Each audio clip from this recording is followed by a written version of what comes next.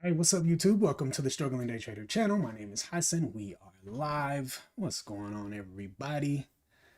Come on in, hit that like button, hit that subscribe. Another day back at it. Let's see here. Scanners up there. Okay, that's cool. There we go. All right. Well, so far, I got EQNR up, which is already really up there, man. Like really up there.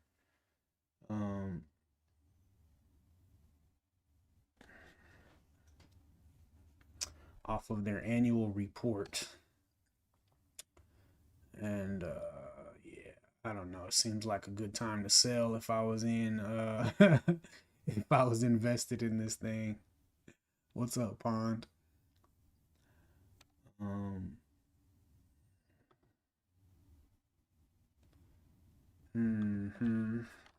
Saw you over there, BP, same thing.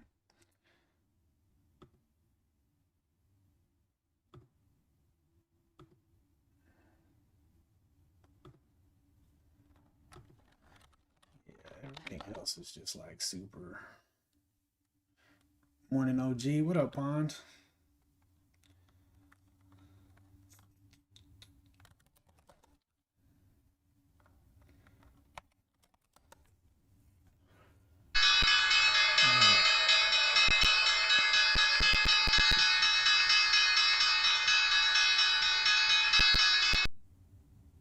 Yep, same here. Today is a new day. Is this thing broken?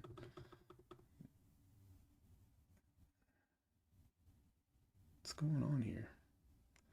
Morning, Bobby. Panic. Oh, wow. The SPY is at 650. What's that look like on the daily? Ooh, broke below the 200. Why does it? Why? What's going on here? Is it 9:30? It's 8:27. What's going on here?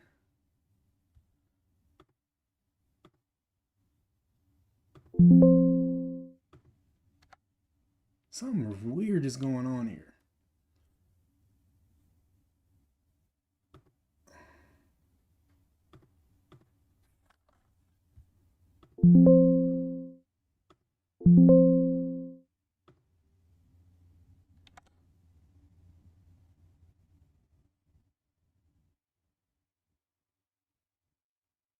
That was weird.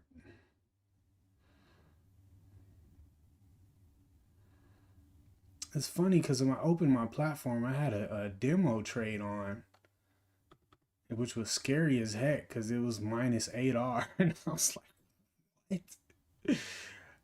And yeah, I don't know, bro. That was super weird. The bell went off and everything. That's a sign. Oh, man. Means I'm ahead of the game, Bobby. Yeah, I don't know what to think about EQNR. It's up so high already. It just seems like it would have to sell off.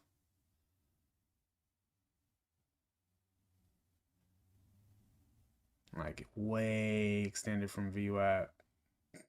It's got to sell off.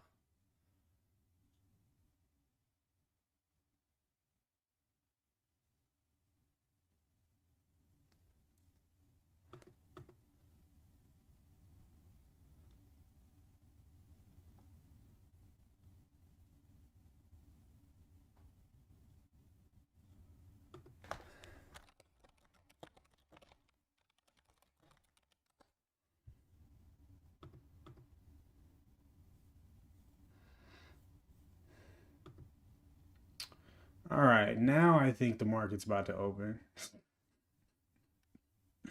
I think EQNR are going to get destroyed.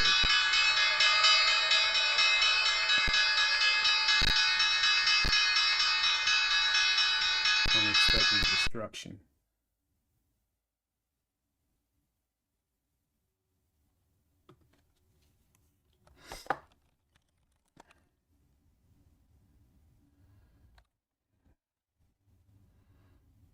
It's a nice strong open over pre-market high. It's pretty extended too though.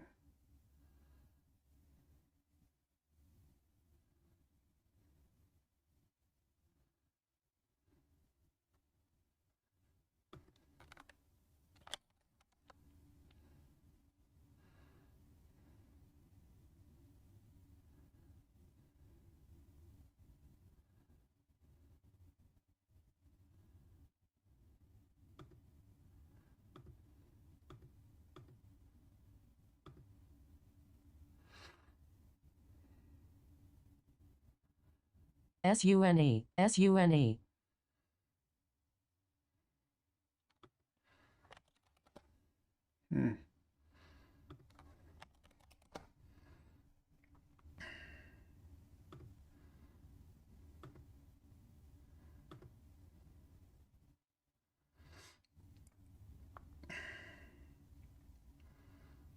SUNE.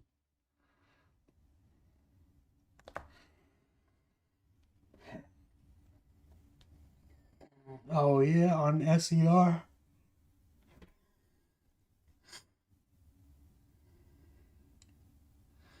Well, there's 242.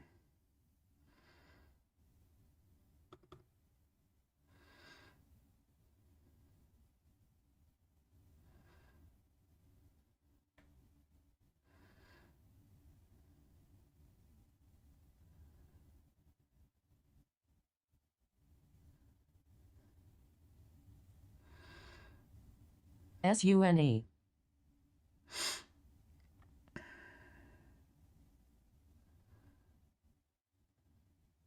SUNE.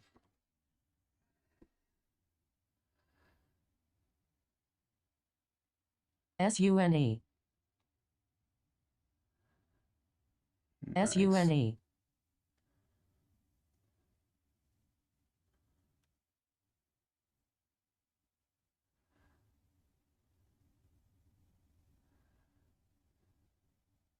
SUNE. SUNE.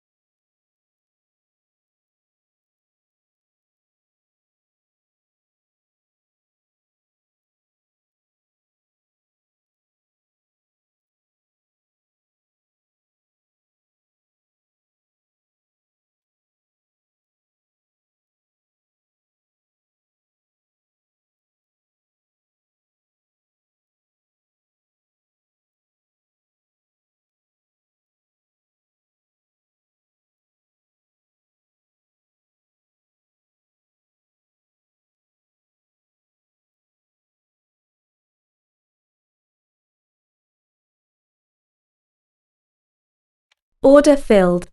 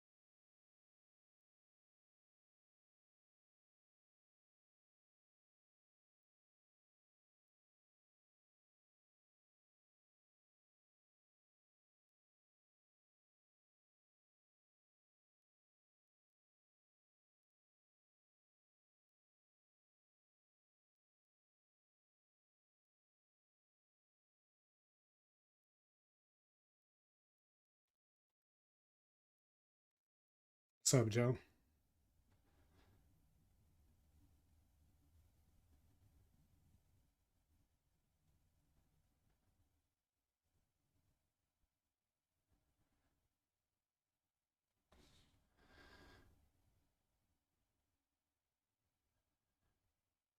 Smokes toast.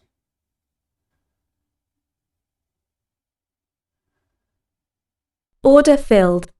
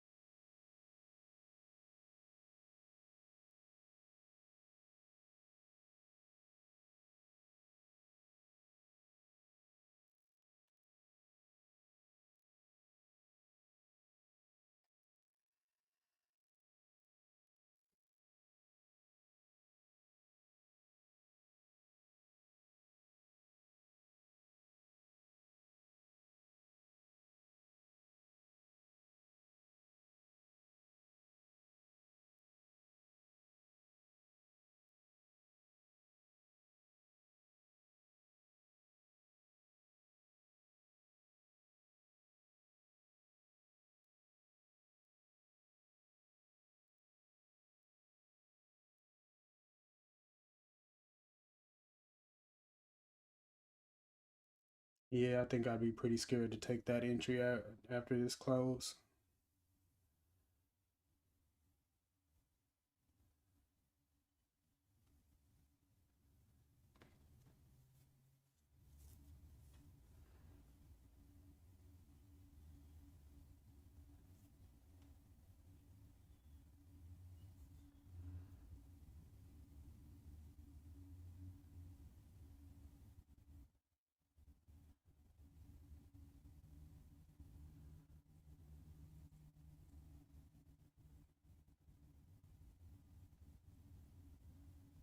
Later up.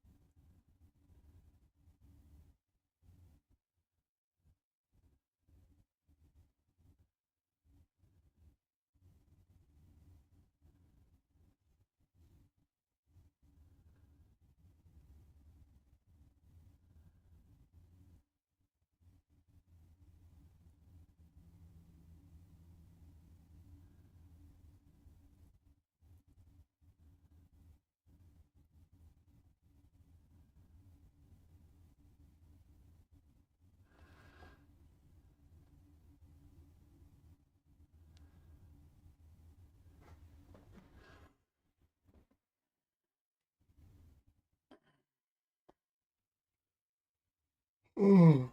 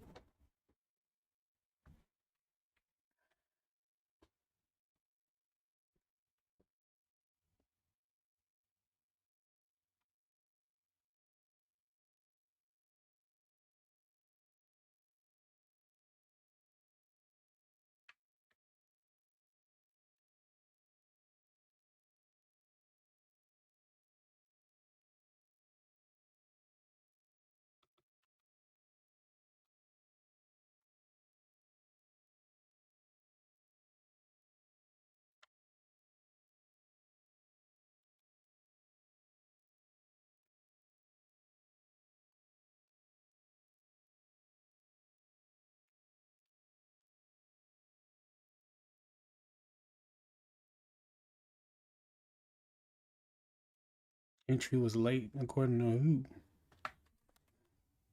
Your setup?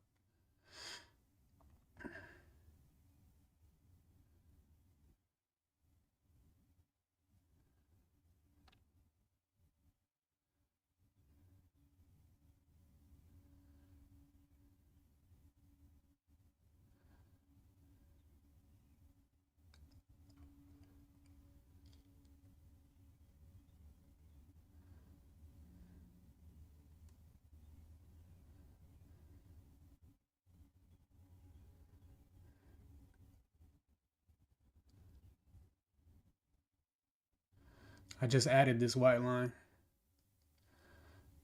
to tell myself to wait till we get back above it to take another trade.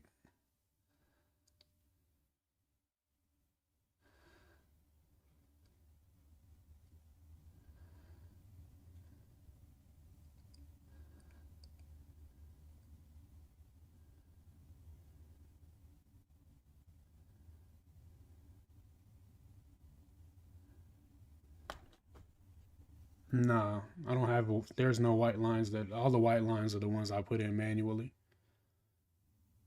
The dotted light blue line is the open. The pink line is pre-market high. Yellow line is yesterday's high. Yellow for yesterday, pink for pre-market.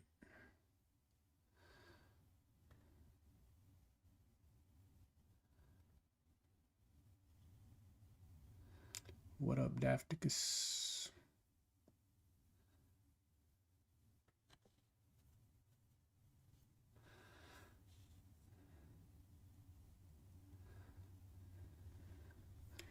EQNR making a new high over here.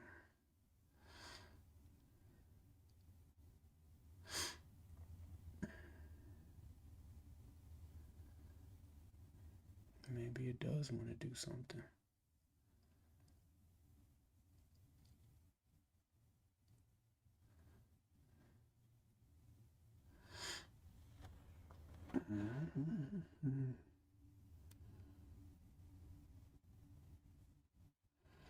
Oh, yeah.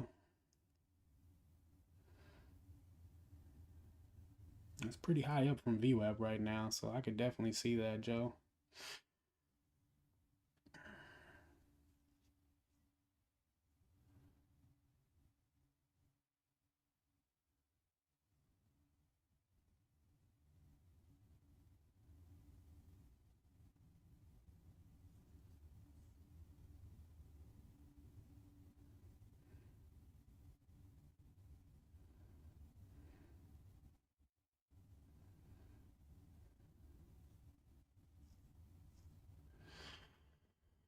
Man,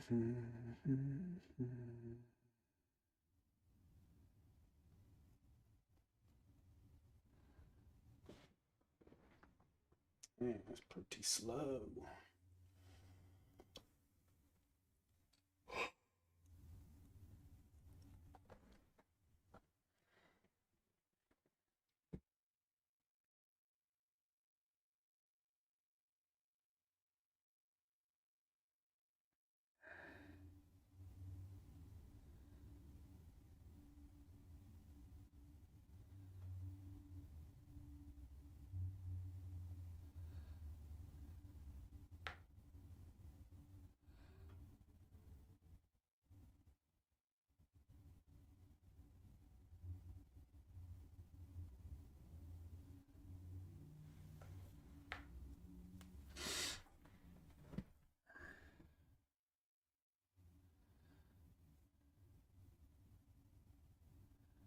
$11 to 15 seconds. Oh, and then it would have dropped. I don't. What do you mean? I was in the trade for like 3 minutes.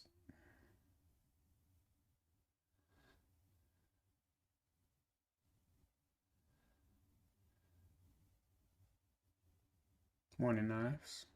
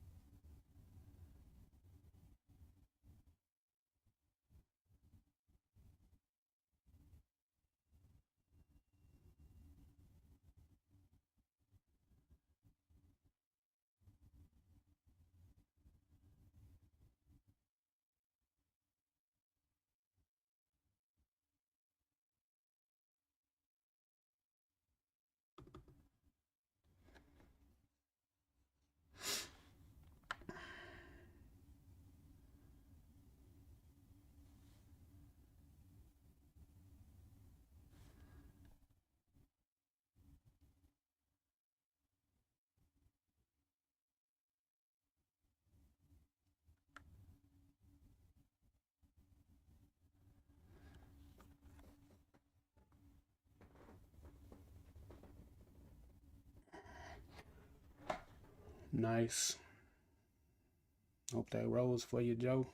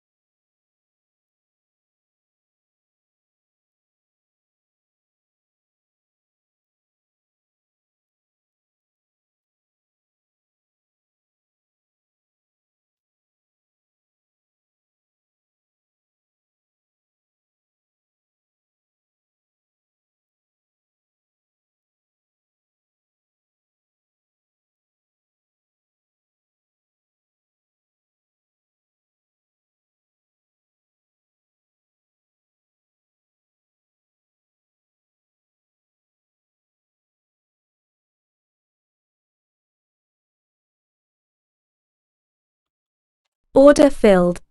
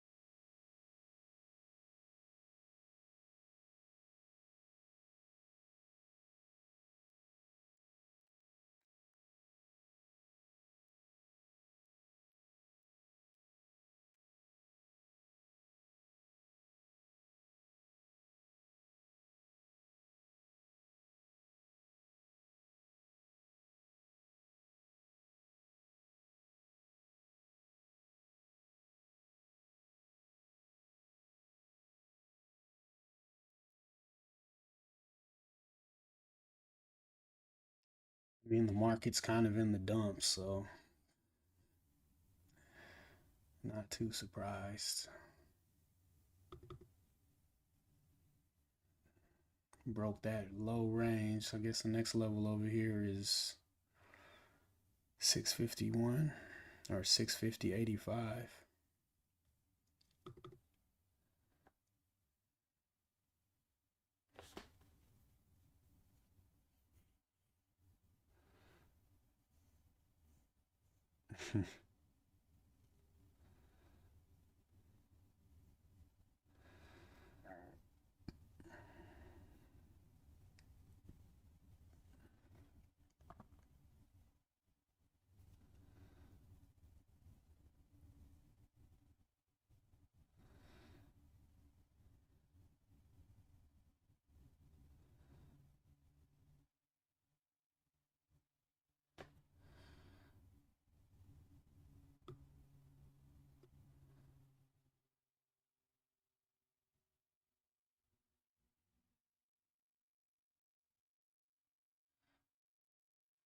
This would have been a nice ad.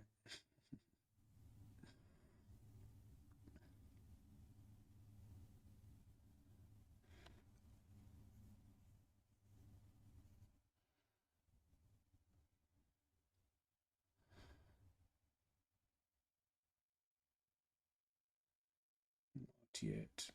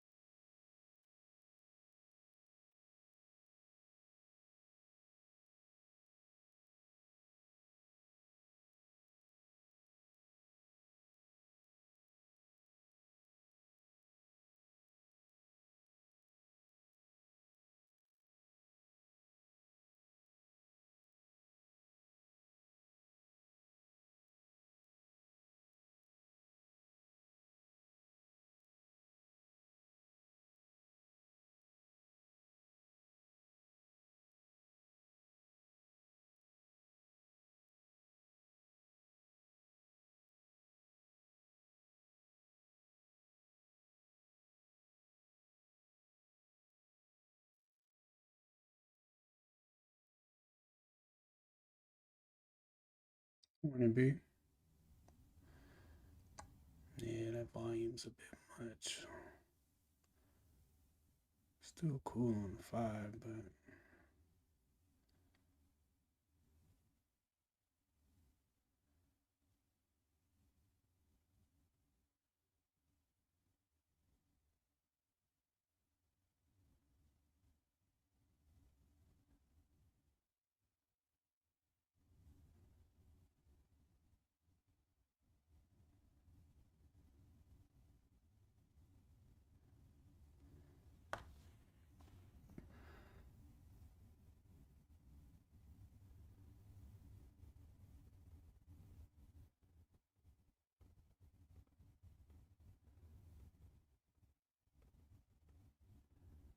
yeah, you see Pond changed his name to Bear Market Pond.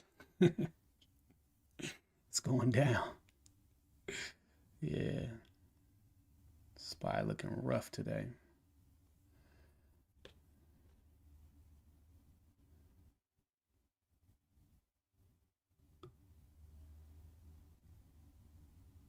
Almost black swan pond.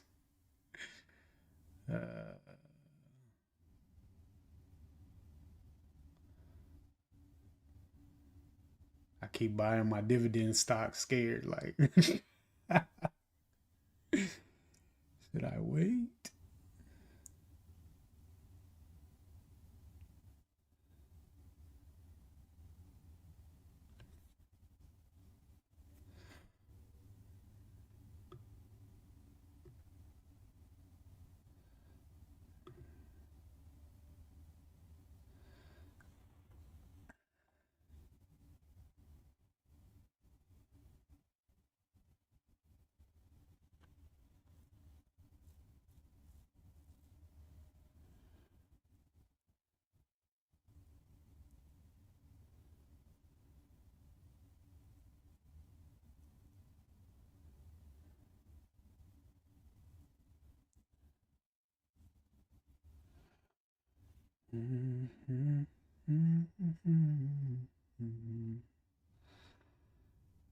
Volume getting kind of drizzy.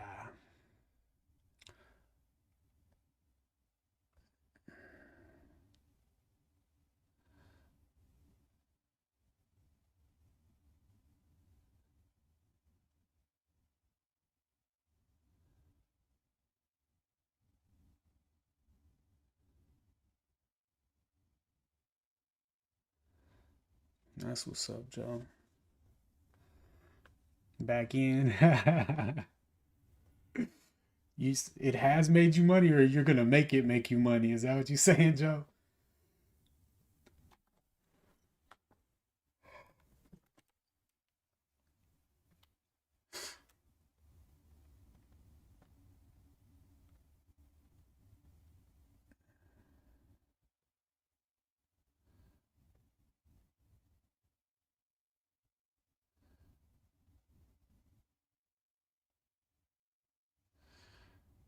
Some ending volume.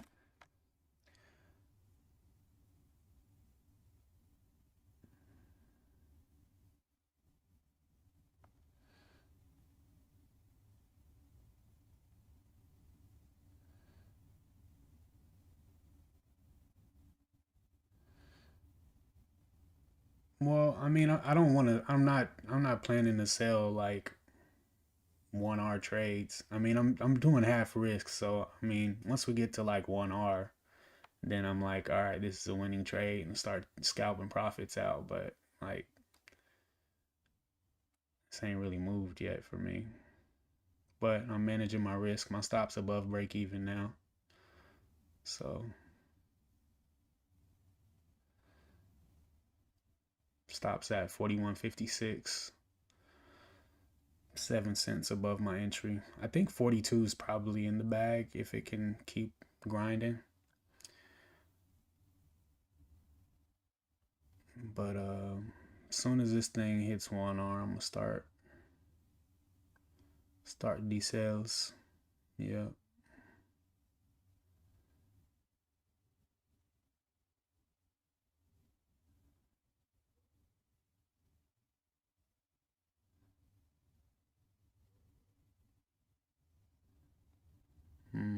There's some volume right there though. It's just really drying up.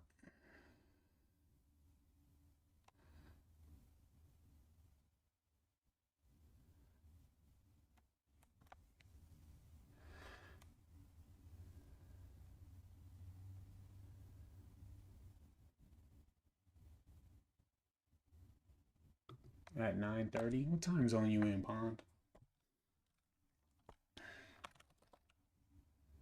Sheesh. Chinery energy.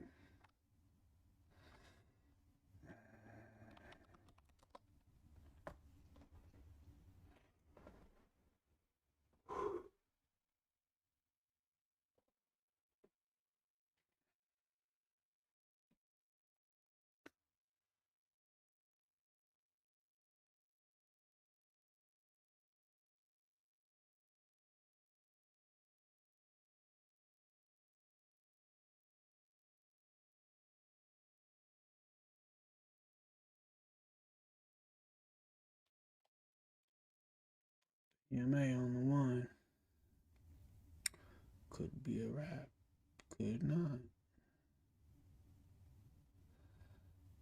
Okay. Starting to slap the ask again. Yep.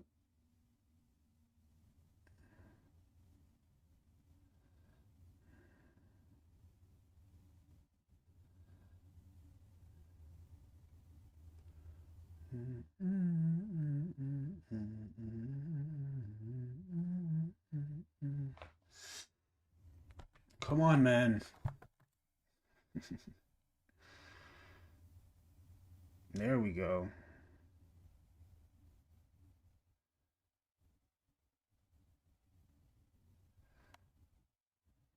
$78 high a day right now.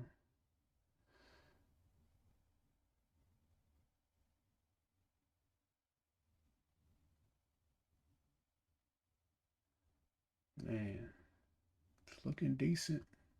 Can we break 78? 79 on the ask. Stacking up though.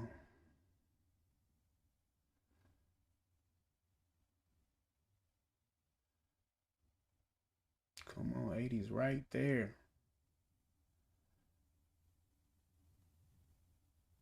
Yeah, 79s.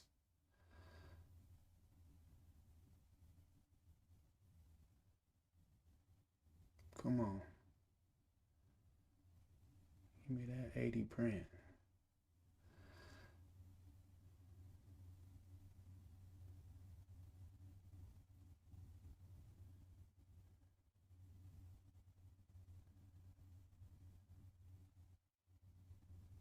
Oh, got an 80 print. Stop up to 61.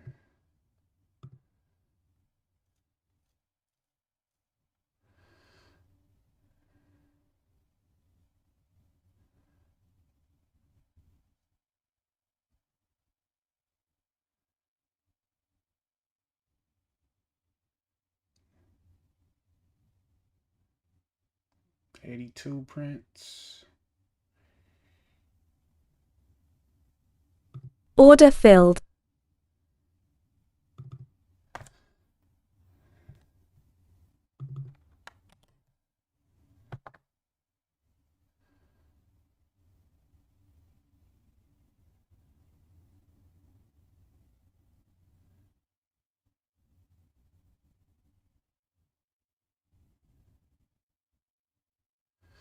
This look like it's having a hard time, yo.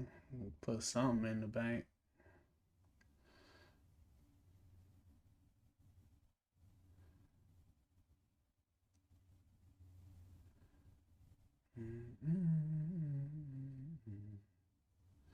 Man, if we can get a nice move up from here, I can get my stop up real high.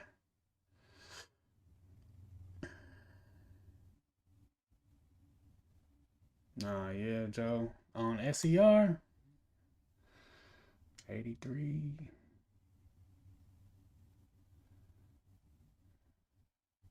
Yeah, SER just buried to me.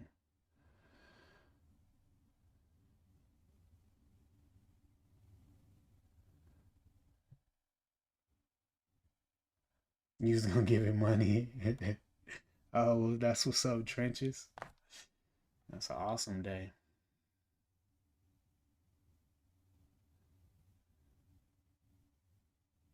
Yeah. Oh, okay, that's what's up. Hey, it be like that sometimes, man.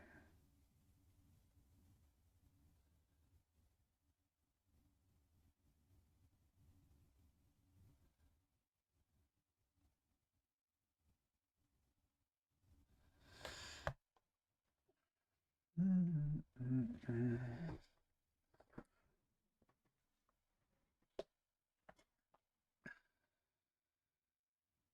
83s, 84s. That's what I'm talking about. That's what I'm talking about.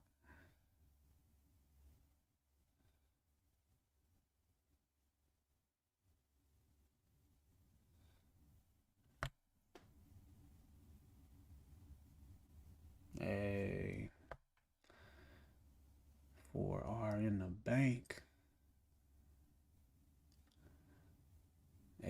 sixes. Let's go.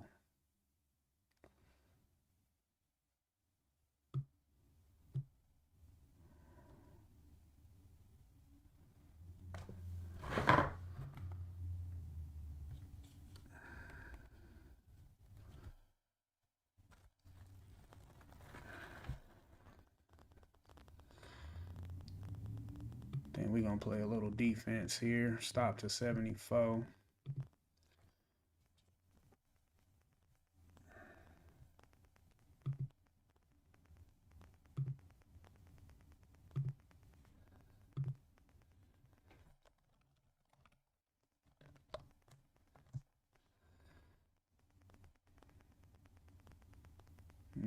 It is a violation, though. Let's not do that, because then I'll be mad. I don't want to give myself any reason to be mad.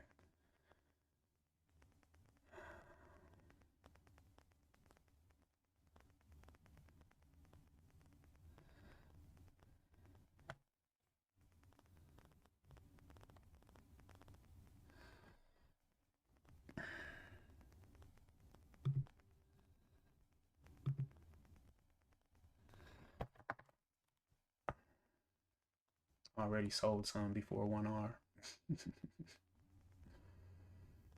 Weak sauce.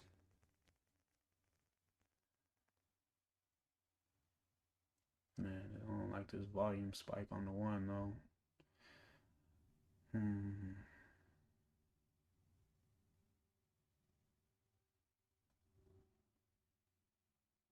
It's looking pretty weak.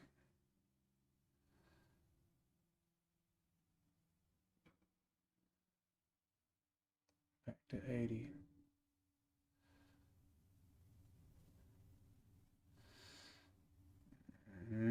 Just a troll. You know it is. All right, at the close of this candle, stops going up 2 cents under the low, which would be 73 as of right now. Hopefully it holds. It's just riding on the 9, on the 1.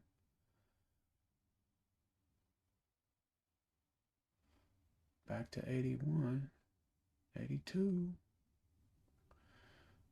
83.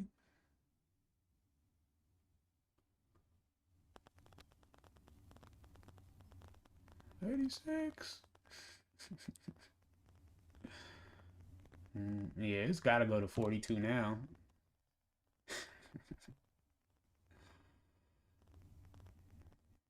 All right, stop to 73. I'm leaving here with something. You know what I mean? I'm from around the way. I'm leaving with something.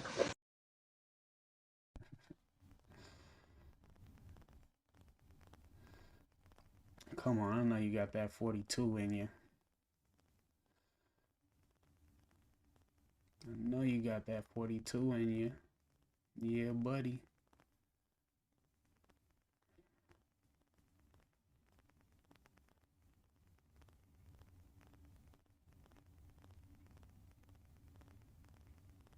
I know you got that 42. Not a single peep out of the higher day scanner since SUNE. Not a peep.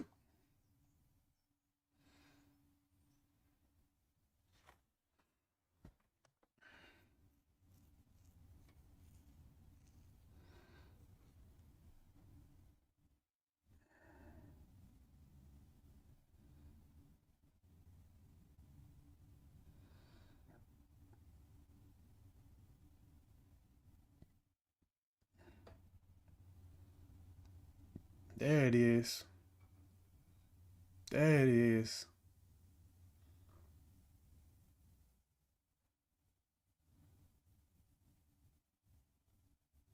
There it is.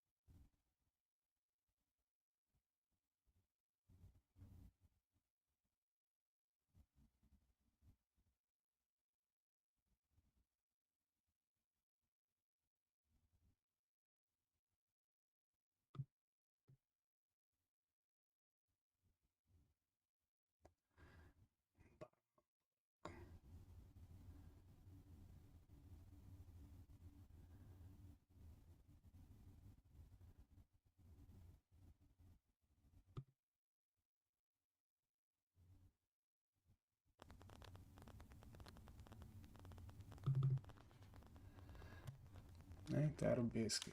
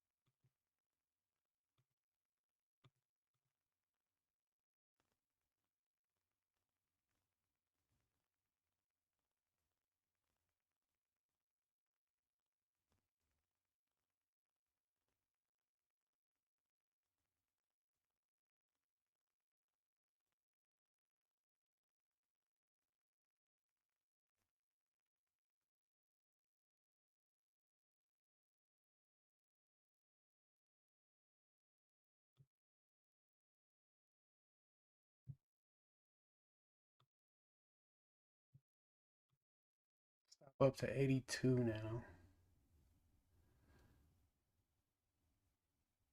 I wish I'd have sold them shares up there in 98.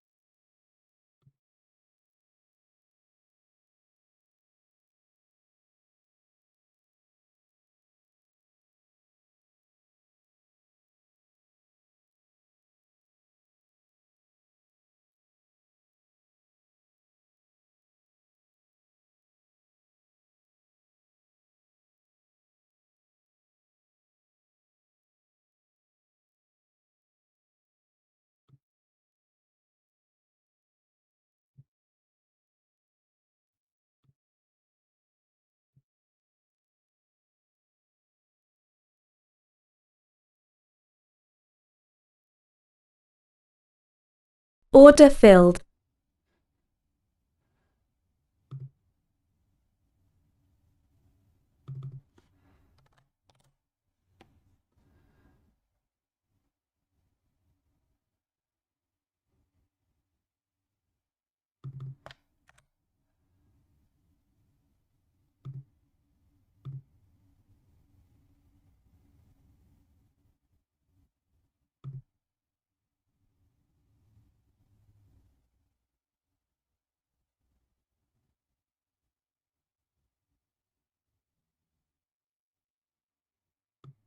Order filled.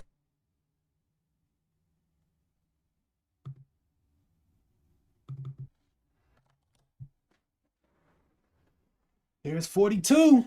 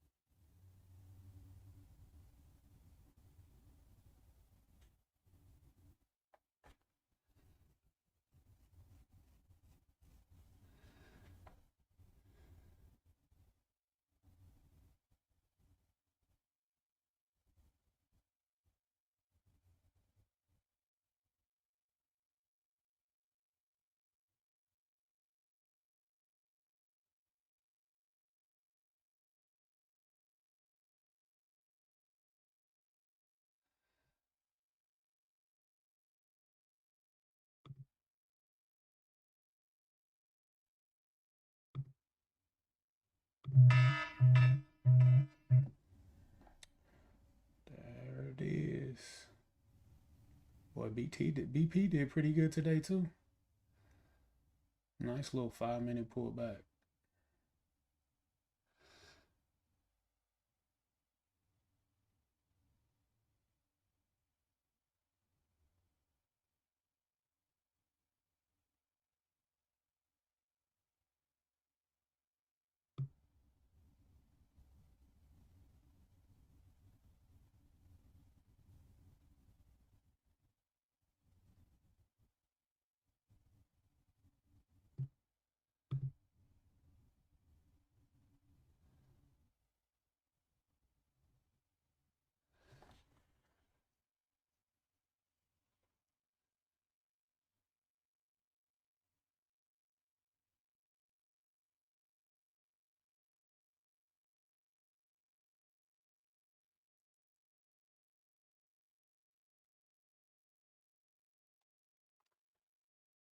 I mean, we got the 5-minute pullback here, and I just bought the break of the close. The close just happened to be the high of the candle.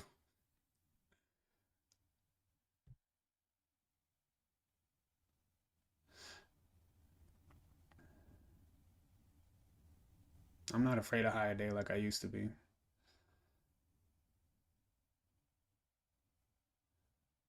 Yeah, right now I'm just trying to manage my I was doing looking at some charts and trying to figure out how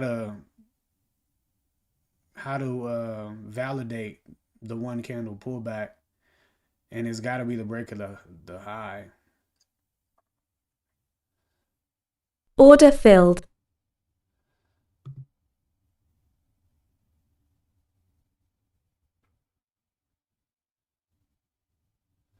Like you can't sneak in on the break of the close on a one candle. It's got to break the high.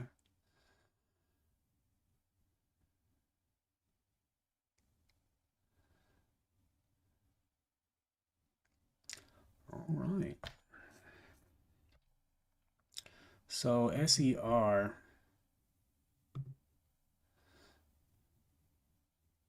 the problem with this, I would say, is just that it was already up pretty high, like pretty far away from VWAP at the open. So good sign of extension already. And then, yeah.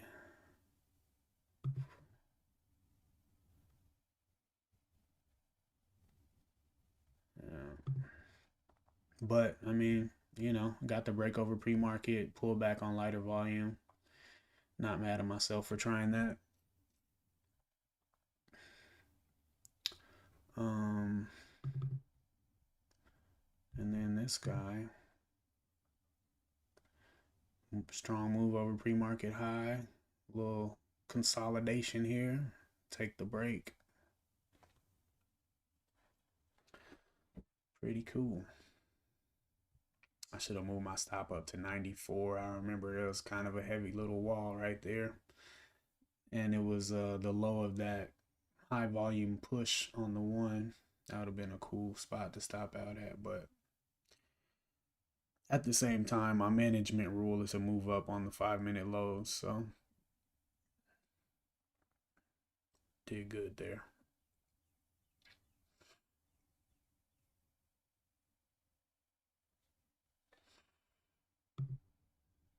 I mean, this sale was actually too early because I said I was gonna wait till 1R, right? And it would have been better. But I don't want to be mad at myself for selling. I want to lean towards selling more than holding. So I'm not gonna be upset at myself for selling a bit too early, you know.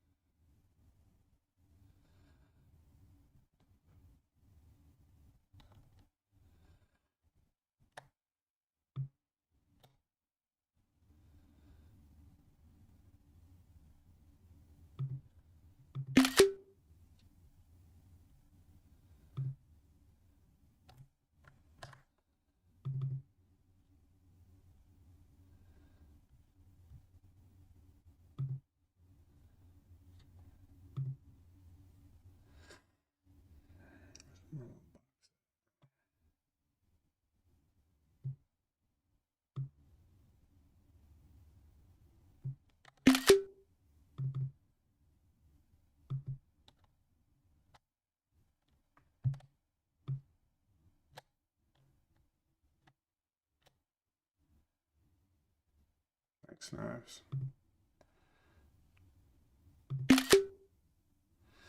Morning, Stanford. Appreciate you, Trey.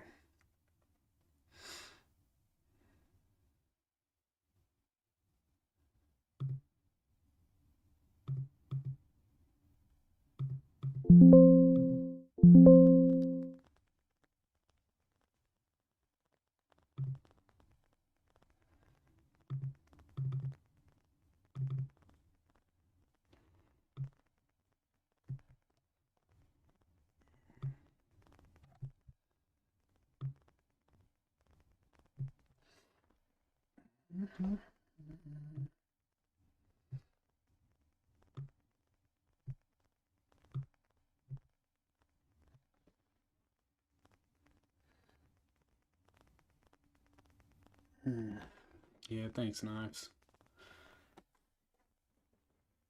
Yeah, I really want to get, excuse me, better at process. And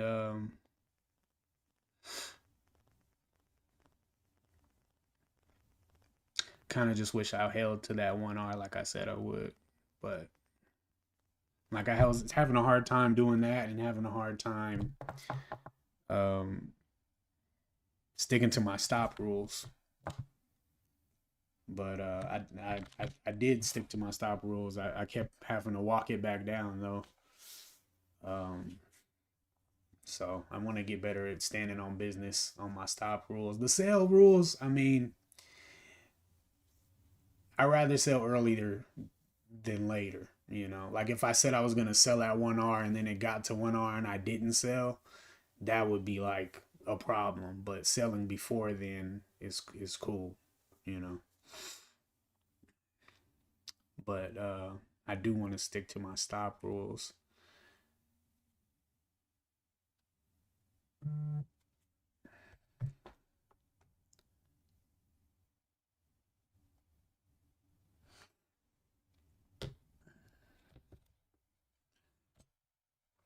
Yeah, I mean it.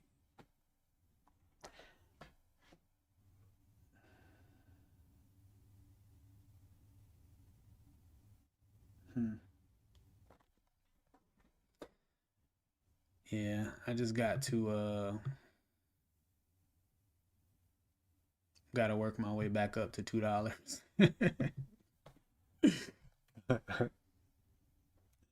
Just got to work my way back up. Risk what you deserve. And that's where I'm at right now.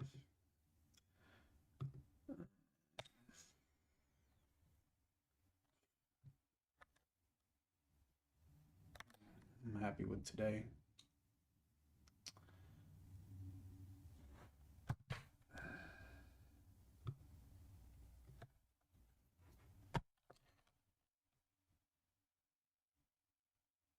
BTU, BTU, BTU, BTU, BTU.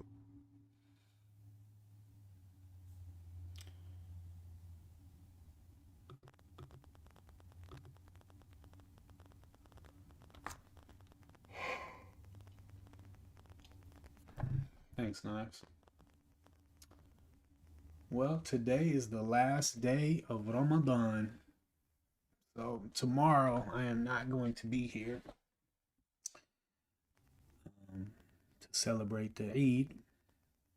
And but I will be here Saturday, hopefully. I think so. Yeah, I'll be here Saturday for our weekend study session. And I don't know. I don't think I have quite an objective yet. I think maybe a little more work BTU. validating the 5 minute pullback. Um, like I've been coming up with some hypotheses behind the one candle pullback versus the two candle pullback, and how I could take advantage of plays like WNW the other day, which was only giving one 5-minute pullback on its way up. And I've been missing that part of the game and just kind of breaking down those pullbacks like Karsten showed me, you know, his work that he did on, you know, the different kinds of ways stocks pull back. So I definitely got some room to do some work there.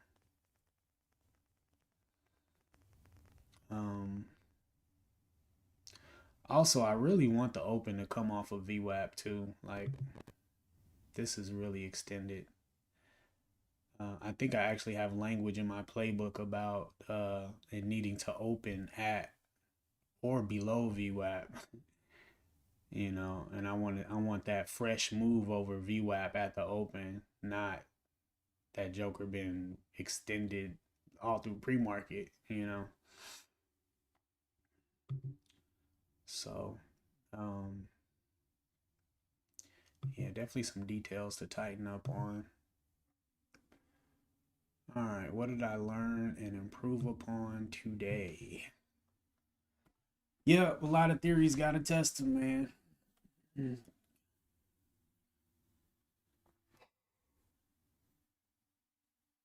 Hmm.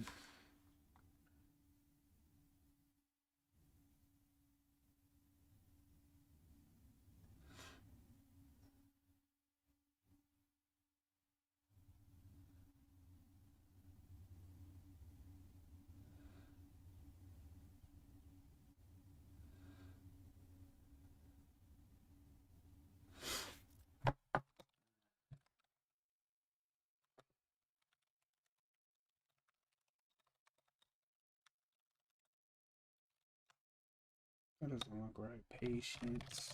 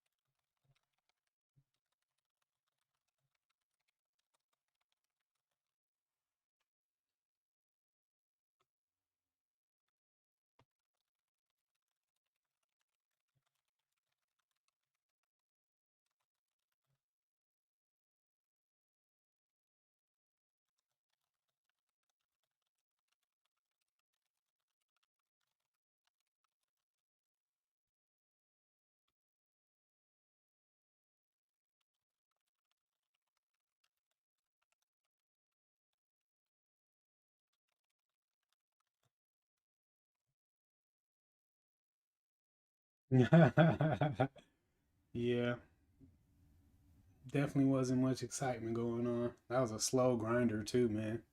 It was actually kind of stressful. It was actually kind of stressful. Yeah, it's been hella boring lately, man. But that's good. I got to get used to this part of the game, man.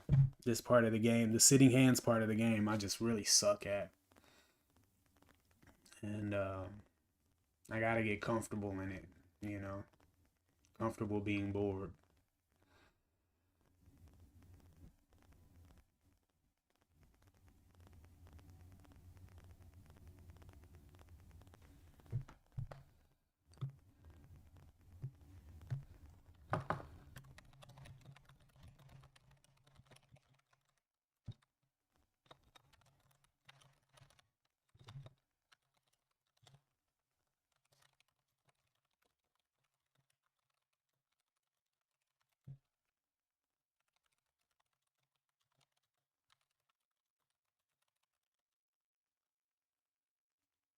Bored.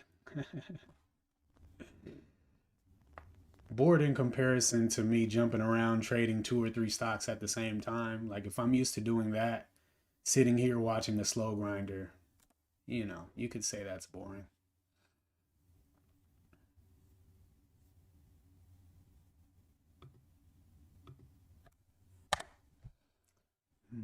Where's my other template?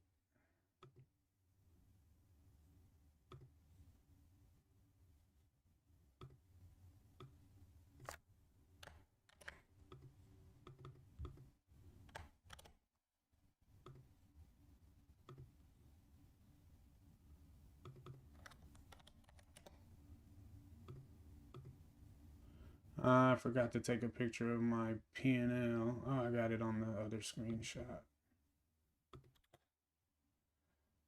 Got minus 0.55.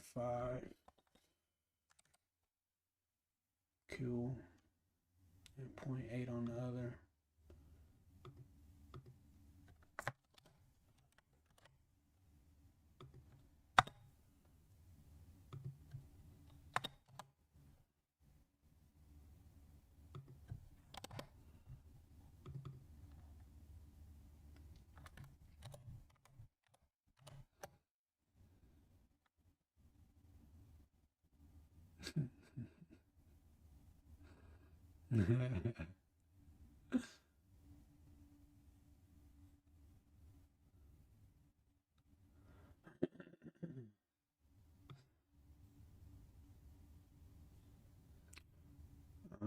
Okay.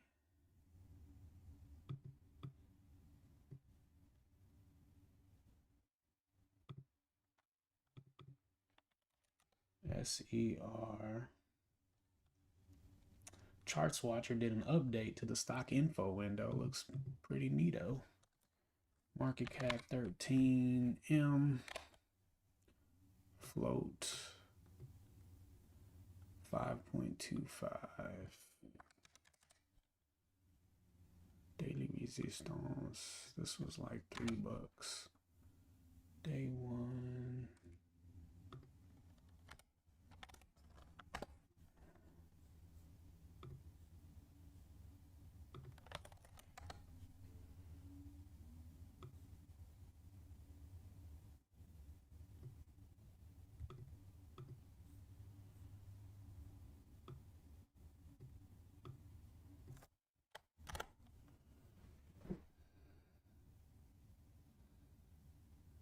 The Goodwill Posse.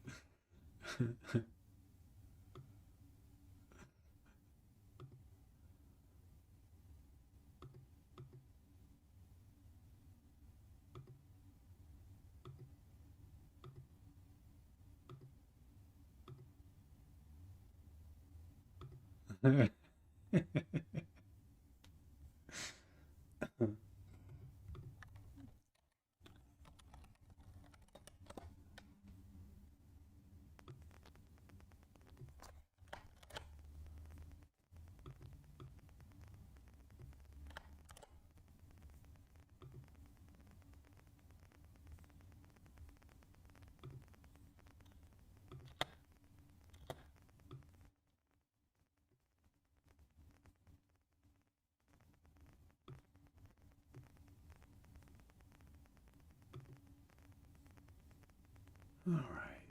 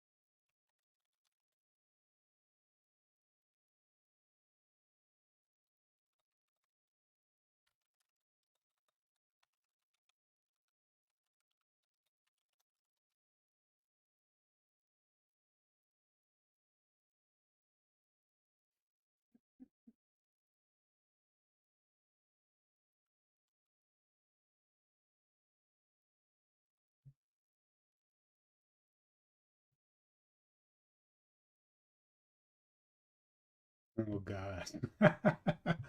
I look away from the chat for 1 minute.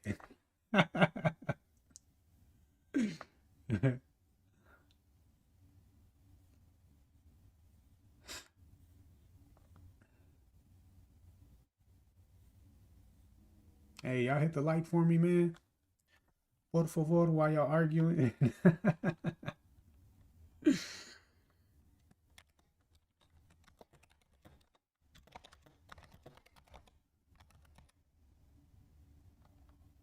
Oh yeah, I get that. I appreciate it, Rob.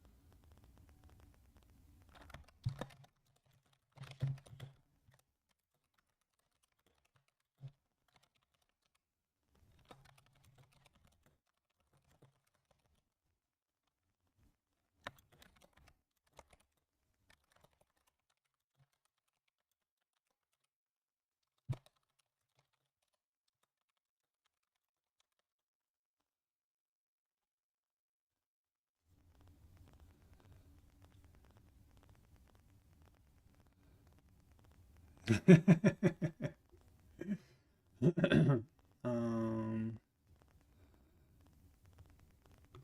PDF save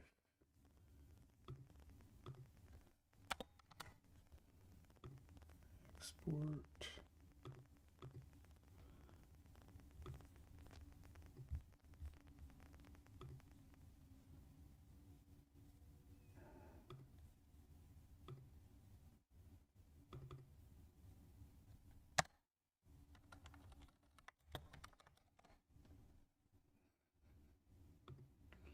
All right. Actually.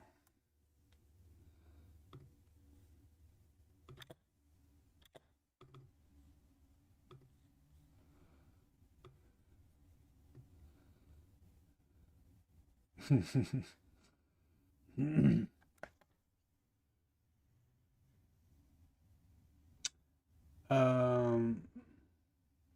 Oh, what up, Siege? So, um,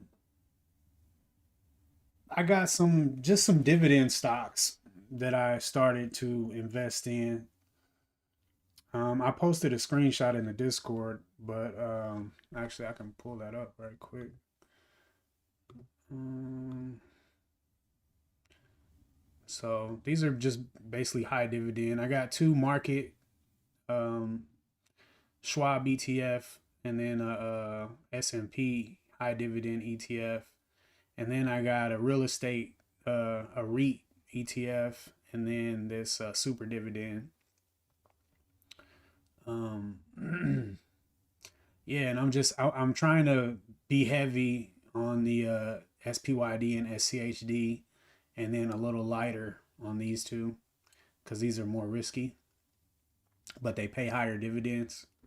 So I'm just trying to do like $50 a week, and I throw it in there, and then buy one or two, depending on how much cash I got in the account left over from the last ones I bought. And but I just try to keep. I want to have more shares of SPYD and SCHD than I have, so I want to do like a 60-40 maybe of these two versus those two.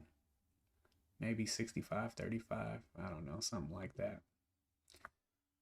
But yeah, I'm just always be buy a little bit every week. And you know, they got this cool thing on Schwab where they tell you how much income you'll make on your positions over the year, and I'm up to 20. So it would be cool to get up to, I don't know, 1,000, and then just keep going. Mark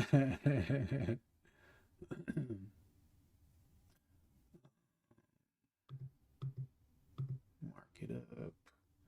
Okay.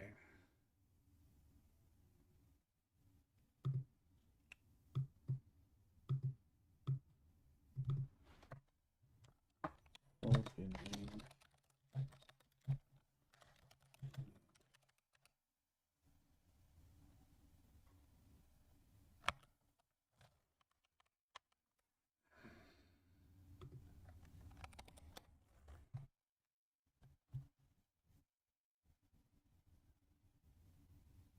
That's my best friend. Hey man, I'm cool with everybody, man. I'm cool with everybody. Yeah, it took me a long time, Siege. I've been talking about doing it for a long time, get some actual long-term stuff going.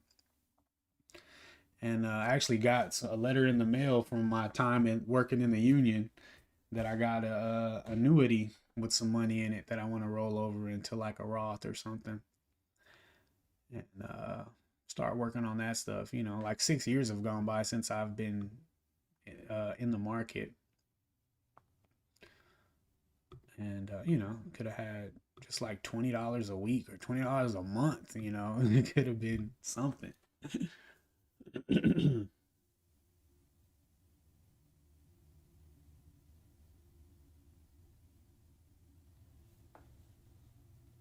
Yeah, don't block them all the way, Trey. You can mute them, but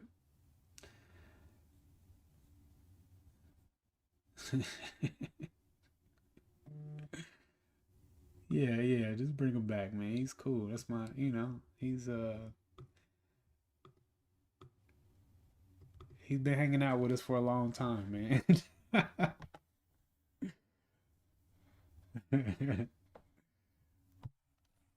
Keeps it popping. Where's do I not have the meme for the two old guys arguing anymore? I guess not. Dang, I wonder what happened to it. Drama. Yo, Trey, remember this? Oh, is it gone? I think it's gone.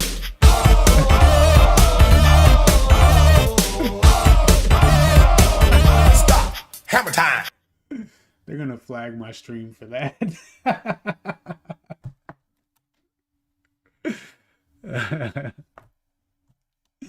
They're gonna flag it.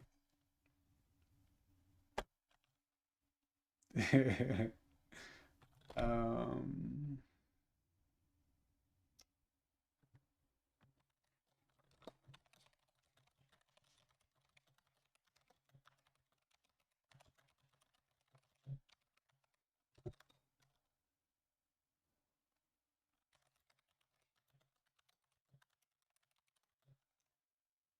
Yo, Rob. Ah, yeah, the hammer time. Um,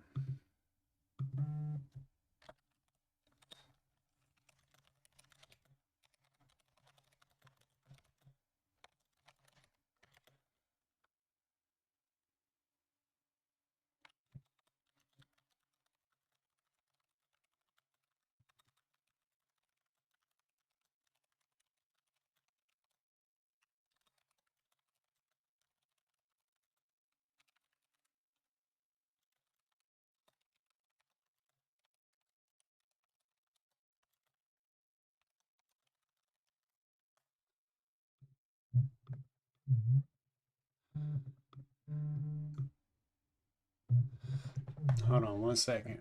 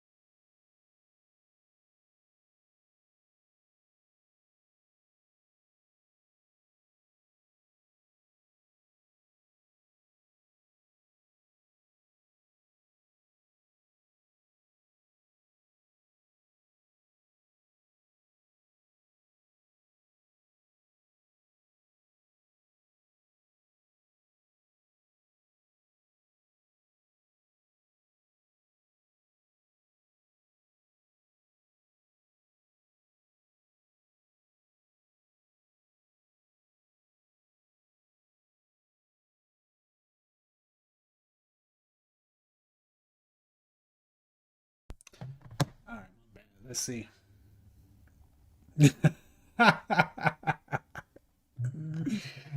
uh, woman. Hold on.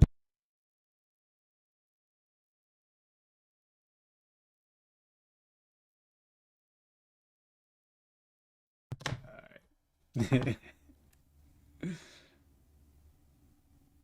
Oh yeah. How long do I fast for Ramadan? 30 days. Well, 29 or 30 days, depending on the length of the lunar month that year.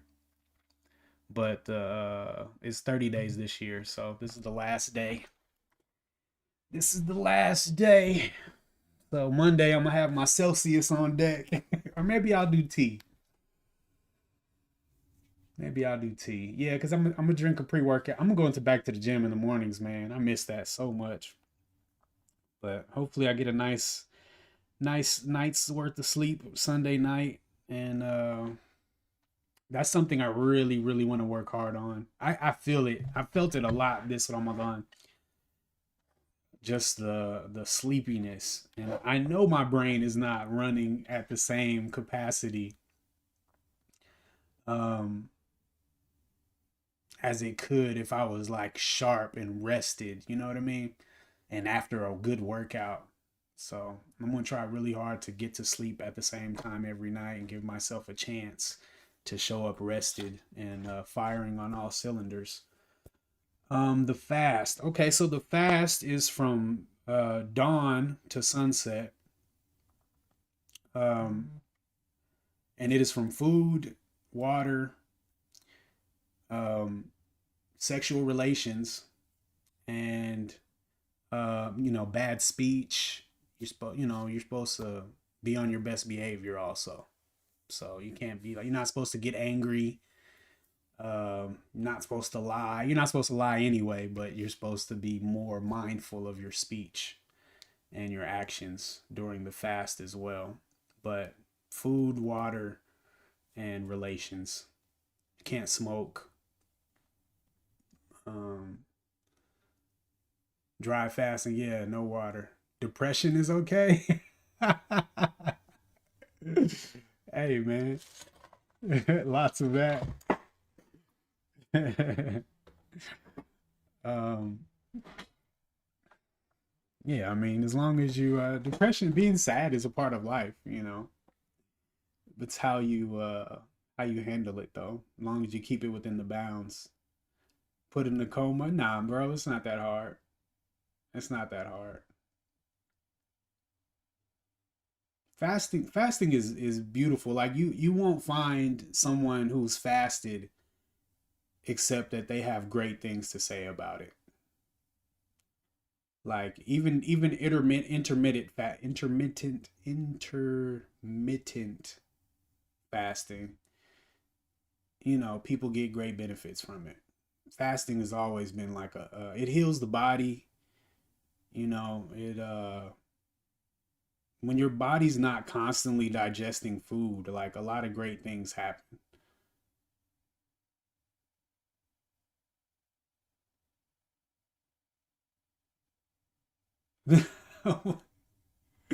Yeah, yeah, you can't fast when you're on your the women take a break during Ramadan when they get on their cycle.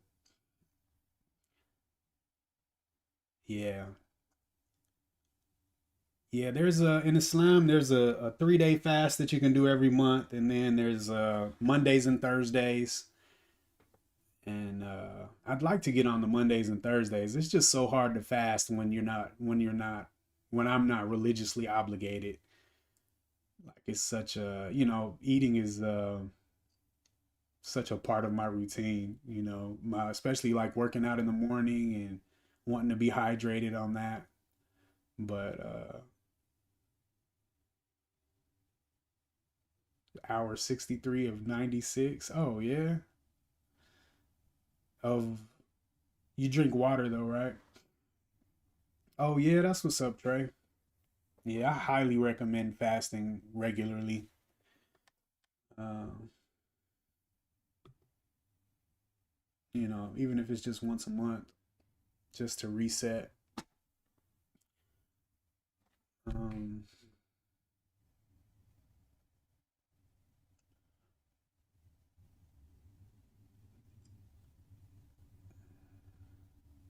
yeah, yeah, it's super. Man, I done lost some nice weight, boy. My waist looking. Hey, got me motivated to keep pushing on the discipline to get that ever elusive 6 pack. That joker been running from me for years. I just be like right on the cusp of ripped and then get lax. It's like right before I get to that super chiseled state. You know, by the time you get there, you're looking super good in your clothes and you just feeling yourself and I just start to lax up a little bit. Kind of like when my trading gets good and my, you know, P&L starts looking up. I'm like, "All right, cool. Yeah, we got it." And you start laxing up. It's the same thing, man. I see the same issues in trading. I see it in my life too. And when I increase my discipline in trading, it reflects in my life too. Mhm. You found it. It's on the fridge. Yeah, man. This got to be my year though, man. I just turned 40. I can't be lacking no more, man. Too grown for that. Too grown for that. Dang, bro. 40 years old. Oh my god. I remember when I was 25 and I was talking to somebody and they told me they was like 38. I was like, dang, bro. I'm sorry, you know. But now that I'm here, it's not so bad.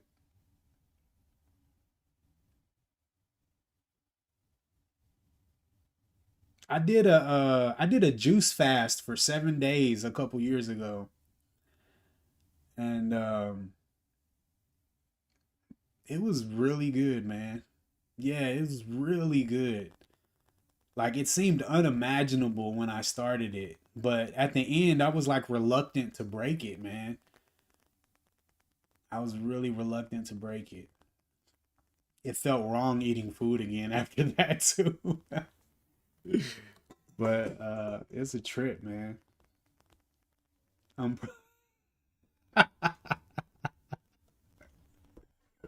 That's hilarious, Rob. You guys are missing some pure comedy from Rob if you have him muted. Hey y'all, while we chilling, man, can y'all hit that like button for me?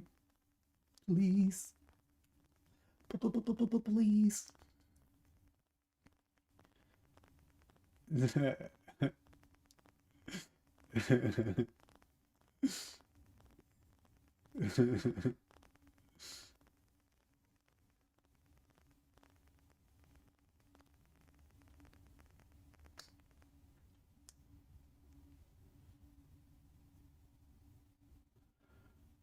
um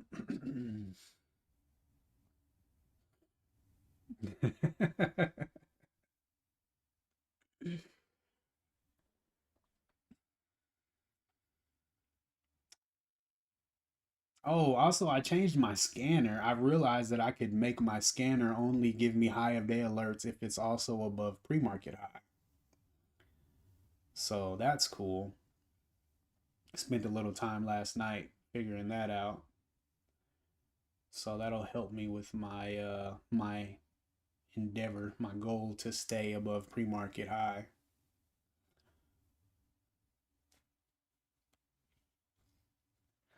And really for the same reasons of SER not working, like it just couldn't stay above itself. Just couldn't stay above itself. I'm gonna add this to the playbook.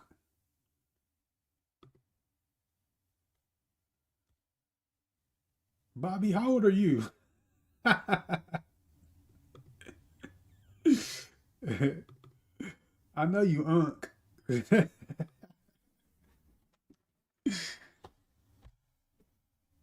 like you too wise to be younger than me. 31, damn. Wise beyond your years.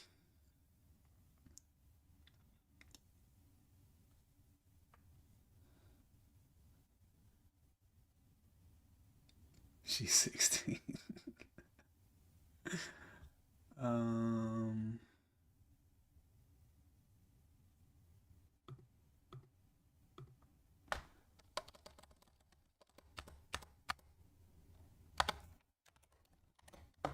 I know, right?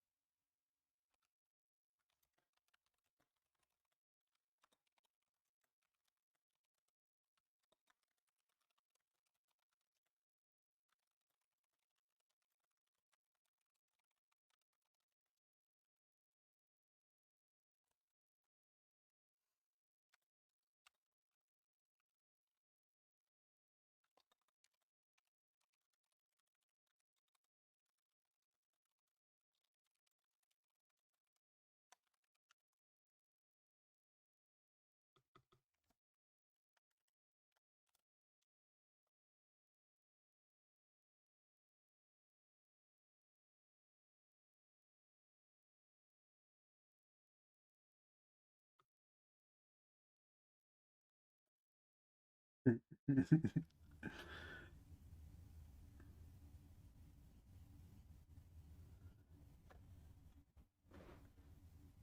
right, man. Let's chill on the C word. I think that one's a little offensive. Let's chill on the C word. Por favor.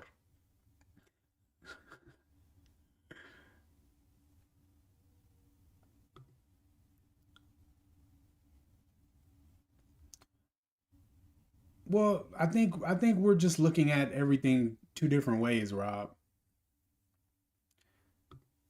The issue that I see with my SER trade was just that it was already extended. And like now I'm looking at it, one high, two high, three highs, ending volume. The opening volume was really ending volume now that I'm looking at it. And my actual objective for next week is to start a habit of counting the highs in the trend. And this one caught me off guard because I'm looking at the open as like a new session, but really it's not, man. The open really flows from pre-market pretty well and predictively. Which I mean, I've really been wanting to attack the open based on the pre-market patterns. Um, I'm just scared to, but I'm very close to adding a playbook play for um literally buying the open or having a trigger price already in mind, which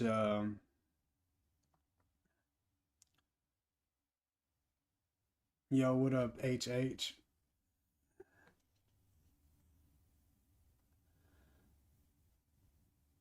No trade day, HH. I did a little something. I did a little something. I wonder what the MACD looked like on that, Bobby.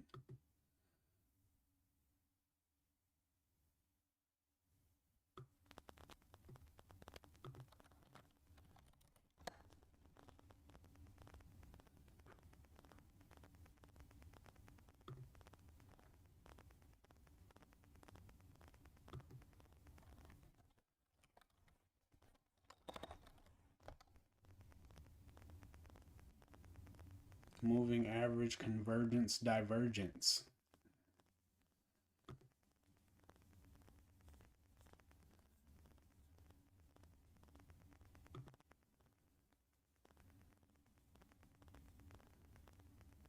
Hmm.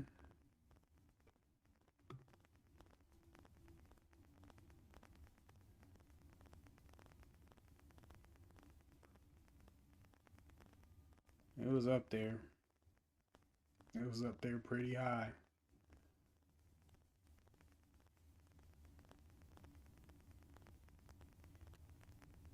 Hmm.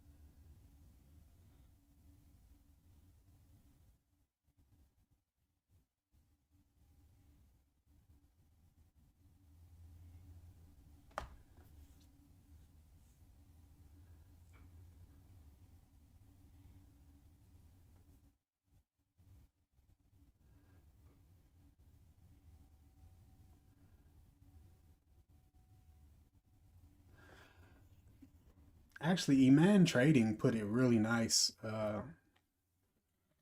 The indicators just help you as like a base to reading price action. That's all. You're still just reading price action. They're not telling you anything special. You just, you pick one that you're going to use, and then you use that to help you read. Doesn't really matter which ones. But yeah, I mean, I have my way to pick out of this one already, which would have been counting them highs. 1, 2, 3. Easy peasy.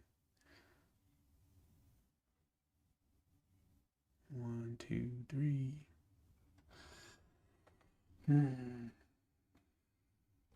Yeah, that's actually going to be my goal for next week, is to count the highs.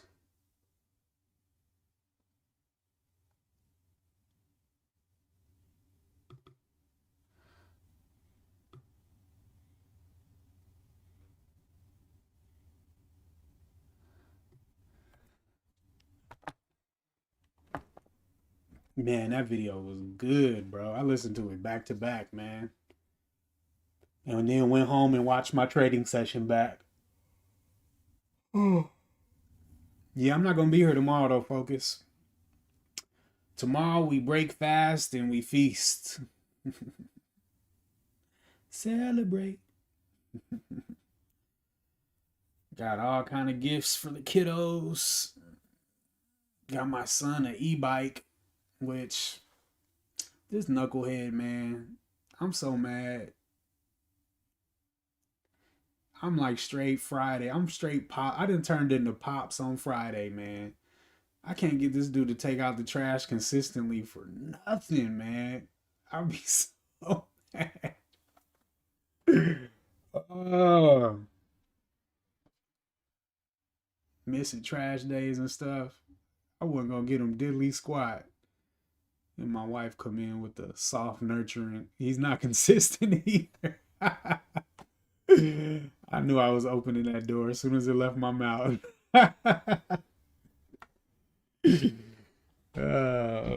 Yeah. I got to get better so I can be a better example, Knives.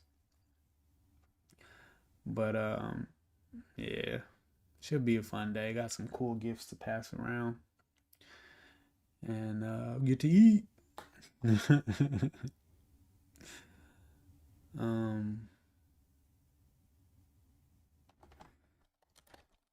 Count the highs before entering and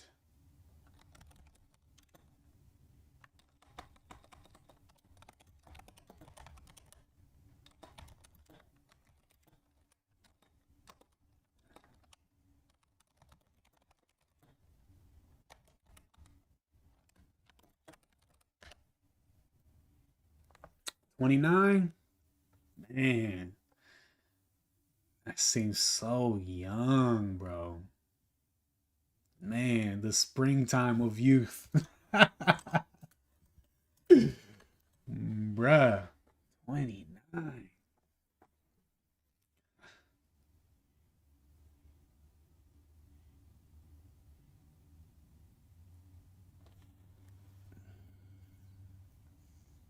Yeah, we only have two, Trey.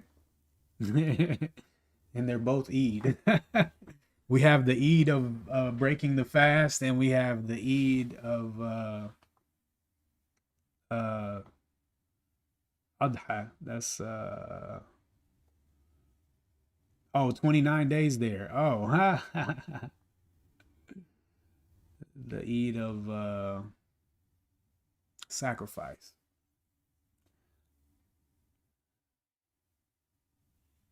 You sell to him.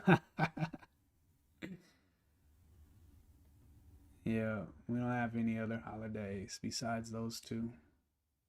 Well, at least we're not supposed to, You always get thinking every religion you got groups that kind of make it up as they go and do their own thing, but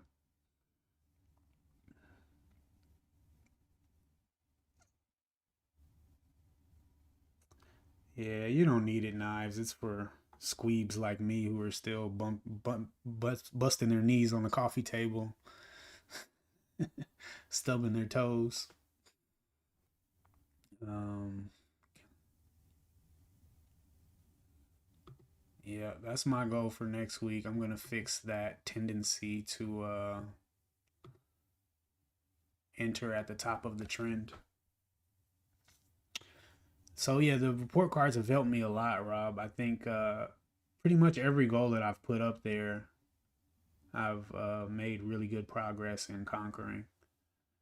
Um, I mean, I still, have my slip ups, but yeah,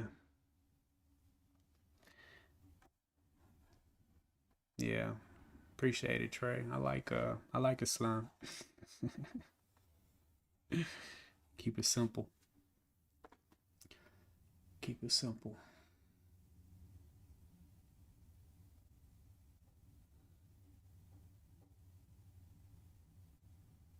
Yeah, I've had some conversations that have kind of alluded me to the alluded me to that. But honestly, bro, it's becoming the same in Islam too, man. We're just entering that time where everybody's moving away from God. We've been, especially, I mean, in the United States, in the West, we've been trying to separate ourselves from God for a long time. Separation of church and state, and removing God from schools, and you know, like, it's super strange that it's still on the money. In God we trust. You would give me a B minus today? Well, the grade is against the goal that I set, which is to only trade playbook trades.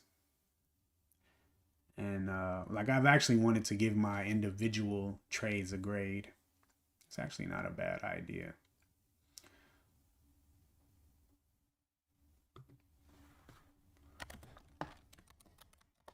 Bro, I've been having so many arguments about that, Trey. It's almost like they believe that revelation was revealed for the preachers to teach it to the people, but it was actually revealed for the people, you know, to read it and reflect on it themselves, not ignore it and just get whatever, you get spoon fed. Because, I mean, the whole point of having criteria is so that you have something to measure the words of men against. But if you if your criteria is the words of men, then you got nothing. In Trump we trust. I really want to see I really want to see um if Trump's gonna get a third term. It's gonna be wild. There's a lot of people think he will. Um, God separated himself from me for some reason. Nah, I would have to heavily disagree with you there, Rob. Everything that happens in this life is a test to see how you react. And the proper reaction is always to turn to God, in the good things and the bad things. So, um, I think you may have misinterpreted some events in your life, and that made you take the wrong turn there.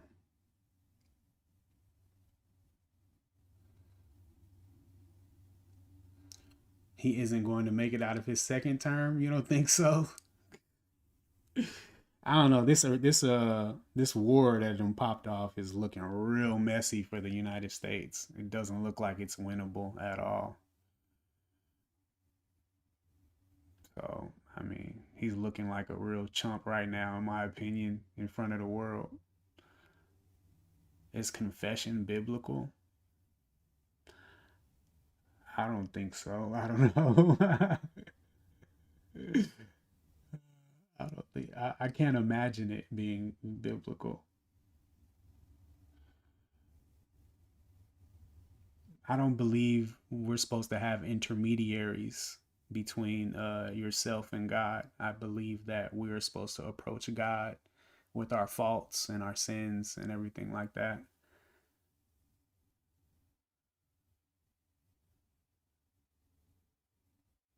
The foundation of the Bible and the Quran is that everything is supposed to be directed to God, and directing the things that are supposed to be directed to God to other people is blasphemy.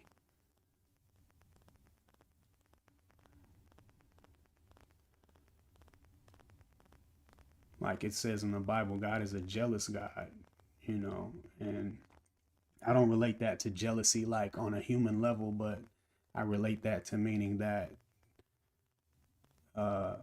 you're not supposed to be giving the things that are supposed to be for God alone to men.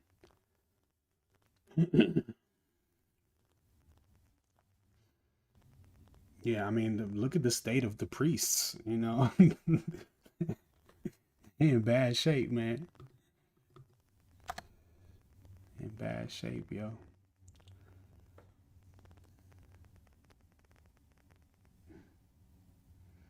Yeah.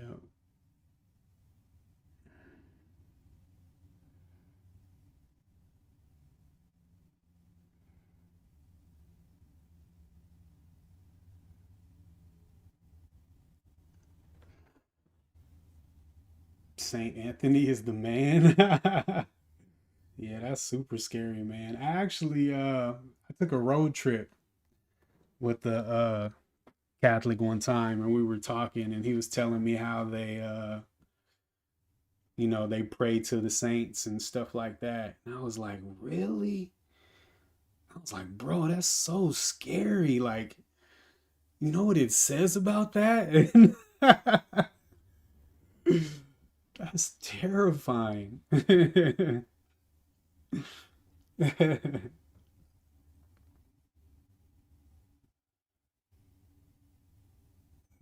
Oh yeah, that's pretty wild, Rob. That's a wild take there, sir.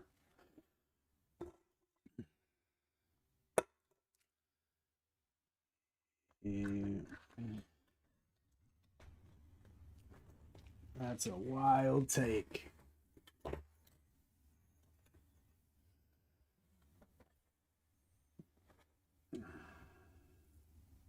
Yeah, no doubt. No doubt, Trey. Yep, no doubt. All of this stuff was planned out ahead of time, so it's not like, you know, the all knowing. There's nothing. There's no reason for him to change based on something he already knew was going to happen. You know, it's kind of a silly idea.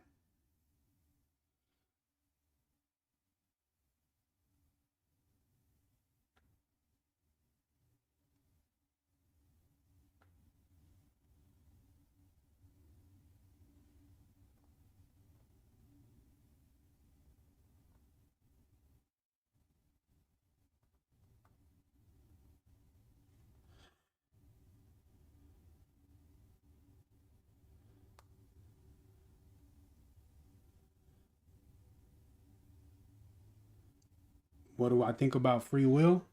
I believe in free will for sure. I believe we've been given free will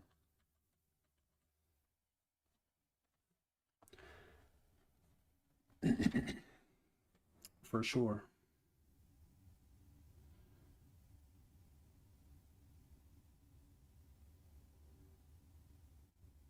I just believe that God already knows the choices that we will make also.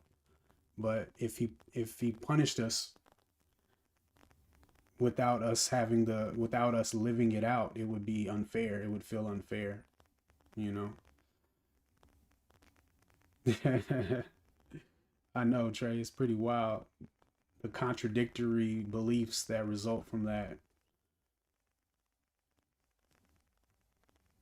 Oh yeah. I guess you haven't read Genesis 1 then, Rob, because he already told us it was flat. He already told us in the Bible. that it's like uh clay under a stamp.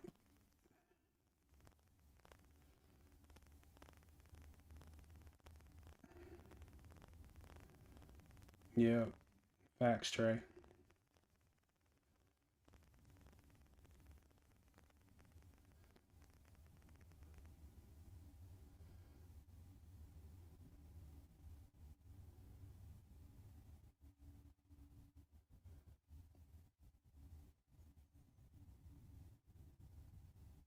Yeah, the whole thing that isn't saying it's flat. What's the can you have four corners on a ball, Rob? What we talking about, Knives? You talking about on that video that Trey sent from Eman? Show me four corners on a ball. I mean, I'm dropping frames over here. What's going on?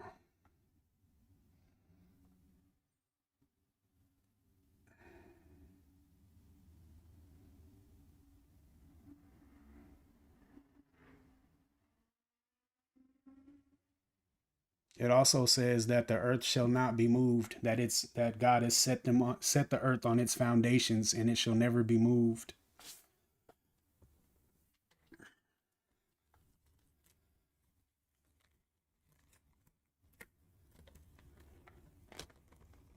Buoyancy and density is real, Rob. Gravity is something that scientists can't even explain or reproduce.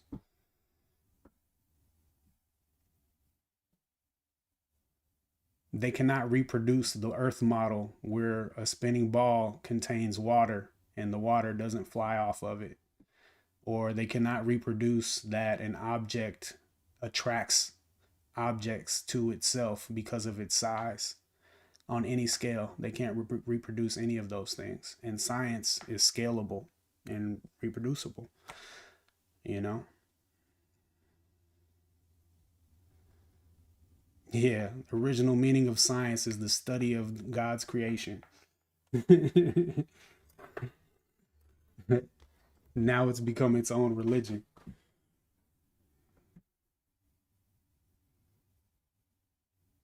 You you perceive it as carnal. It's an illusion. So you don't believe you have free will, Siege? You think you're just kind of being strung along through life?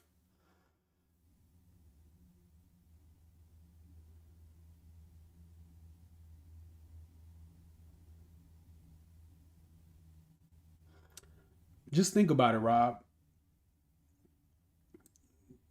What proof do you have that the Earth is curving at 8 inches per mile squared besides pictures and videos that only NASA can produce?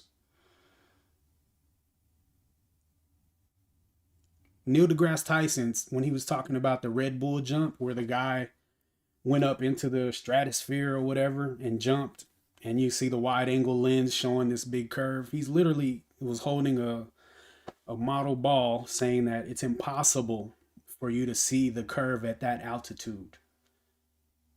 And what you can deduce from that is that it is impossible for any person to independently verify the curve because we can't see it. The only way you can see it is if you go into outer space, right? And the only people who can go into outer space is NASA. So it's literally the whole thing is based on trust and authority. Meanwhile, we know the nature of water is to find level, right? Remember the little science experiments we used to do in school?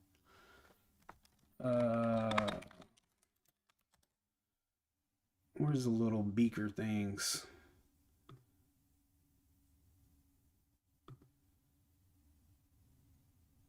Where is it?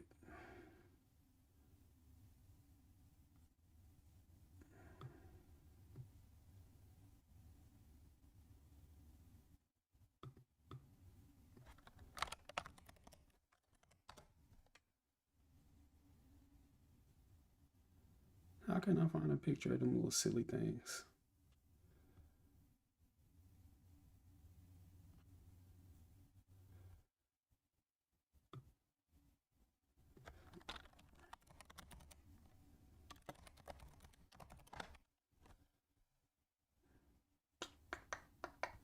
I don't know what to call those things. But you know the little things where it's like a bunch of different swirls and stuff and you pour water in and it'd be level all the way across. Right?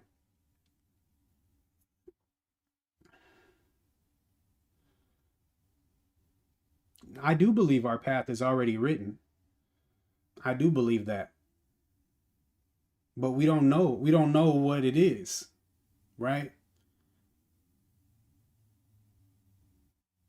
You in this moment, you have a choice to go wherever you want to go. God just already knows what you're going to pick and it's already written down, but you don't know. You're making the choices in real time. They're just already known. So you're very responsible for everything that happens in your life.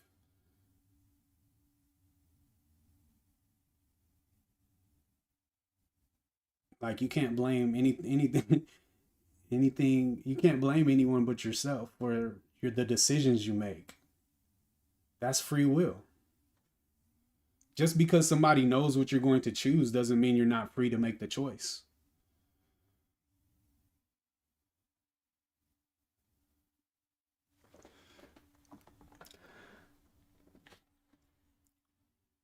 Rob, satellite image. Think about this, Rob. We are in a time where we know that video and photographs are not proof for anything, right? Photoshop, AI, we know for a fact now.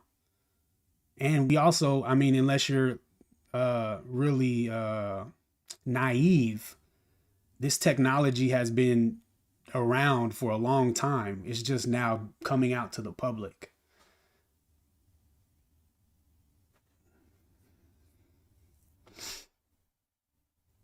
Have you ever seen a perspective chart, Rob?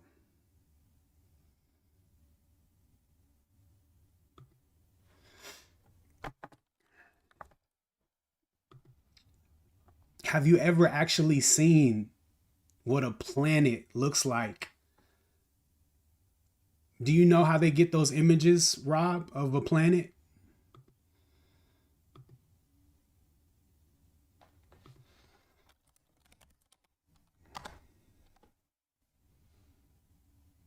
Let's pick one. Let's pick one. I want to come back to you though, Siege, but let's pick one.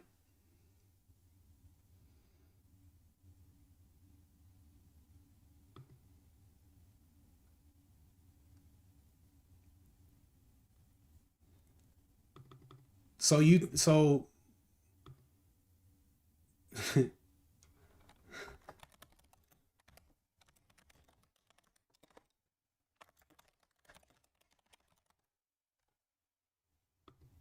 heck?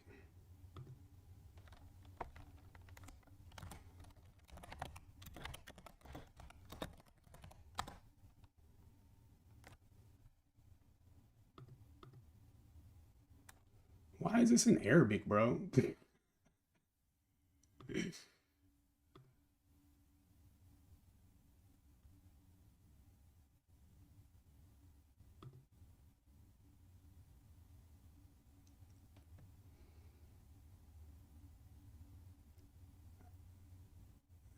Come on, bro. I just want to watch the dang on video. Oh, gosh.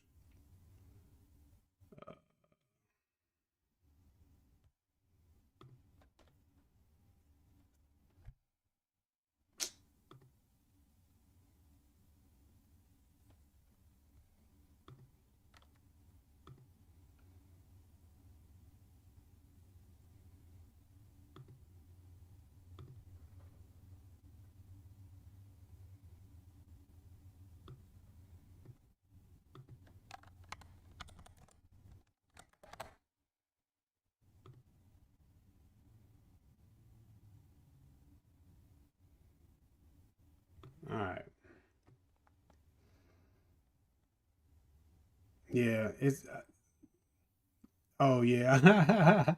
Yeah, I'm in the Charlie Kirk rabbit hole biz, but oh,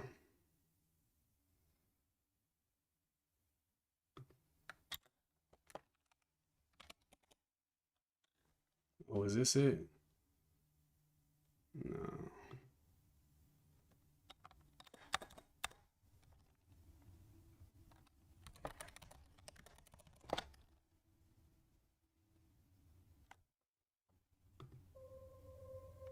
Check this out, Rob. This clip. A person who thinks all They the showed time. this live, Rob. The car that he sent into space. You can go find the video, and it Has nothing to glitches. think about except thoughts. It glitches and shows the studio. So, he loses touch with reality and lives in a world of illusions.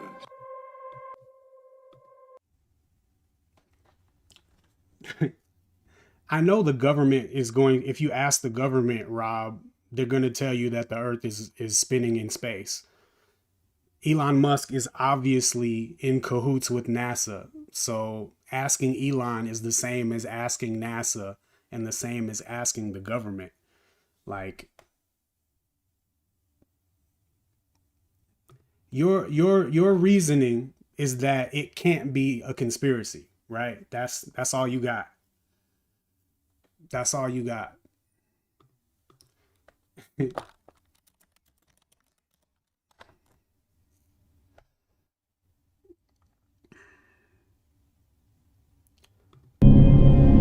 This is what stars looks like. Live telescope, right?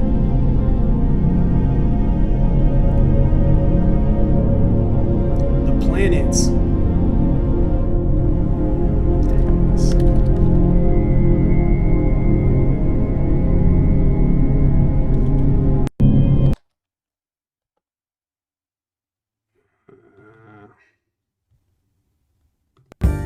Remember when you were young?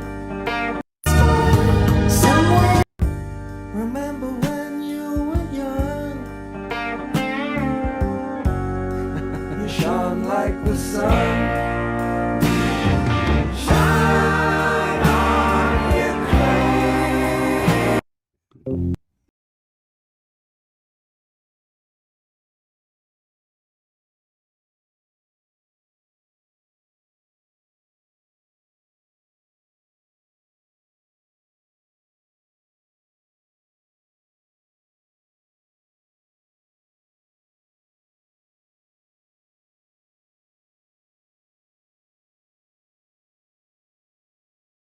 What they do is they stack the images.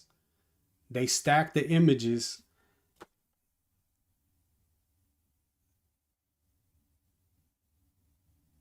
Yeah, I mean, if you honestly, Rob, you're not supposed to have an open mind to this stuff. You're supposed to believe what we've been taught in school and never have any other perspective. And when somebody brings you some information that opposes what you've been taught, you say that's crazy, right? But I'm literally showing you a live image, not a stacked image. If you literally do some research, Rob, and figure out how they create those images of planets, right? And they stack the images and compress them, and they touch them up to make it look like a solid rock. But if you literally go buy you a telescope,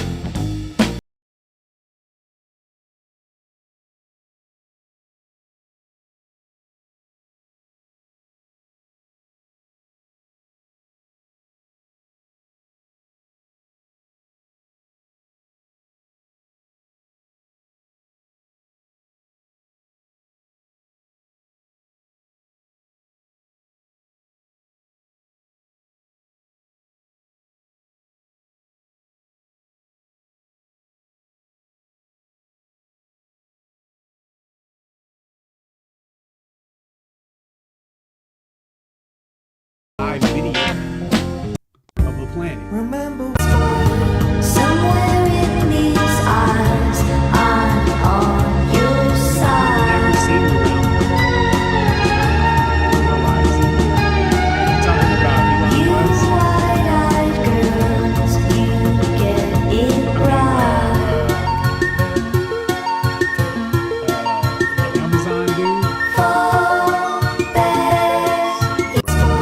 Did you know? Okay, if you still think we live on a globe, I really want you to pay attention to this video. This is the planet Venus traced in the night sky over an 8-year period. Every 8 years, it does this mathematically precise, sacred geometric pattern on repeat into infinity. Now, this is why it does. So, Rob, I know you're super smart, but did you know that the planets used to be called wandering stars? Do a Google search. The planets used to be called wandering stars because all the other stars in the sky do perfect circles around Polaris. But the planets, they do their own pattern in the sky that's different from the rest of the stars. And this is the pattern that Venus does in the sky. Over an 8-year period, it completes this geometric pattern. But I'm sure you already knew that because you're so smart, right? And they teach you this in school books, right? Like the arrogance you have towards what you think you know when you just really haven't been exposed to anything but the narrative, like literally the mainstream narrative that we're all taught. Like, what are you, a Democrat or Republican? Everything in the sky moves in a circle, east to west, right? The sun comes back around every day, right? It goes this way and comes back, and then tomorrow it comes back around this way, right? So does the moon. Like everything's going in a circle in the sky, right? You think the earth is spinning? You think the earth is spinning and that's why the sun is coming back every day because you spent around. Like, again, bro, if you were standing on the porch of your house and a red car came around going left to right, and then 5 minutes later it came back around again from left to right, you're not going to think that you spent underneath the car. The car drove around your house. The sun is moving east to west over the earth.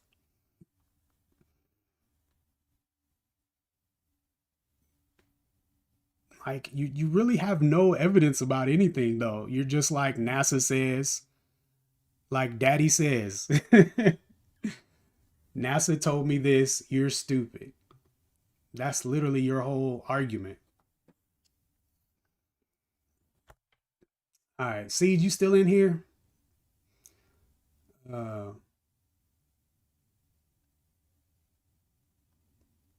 Let me see what you're saying here.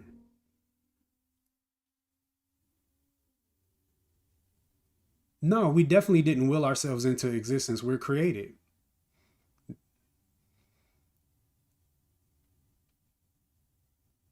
That's the thing. Our presence here, that the fact that you acknowledge that we didn't will ourselves into existence, it necessitates a creator, right? Like if you walked into the woods and saw a palace, somebody told you that it created itself. Like you wouldn't believe that because it's obvious that somebody designed it and put it in place, right? Our existence is proof of a creator because we didn't create ourselves, right? Rob is hopeless. There's no point in continuing the conversation with Rob. He's just like hysterically attached to the narrative. Can't even reflect on any new information at all.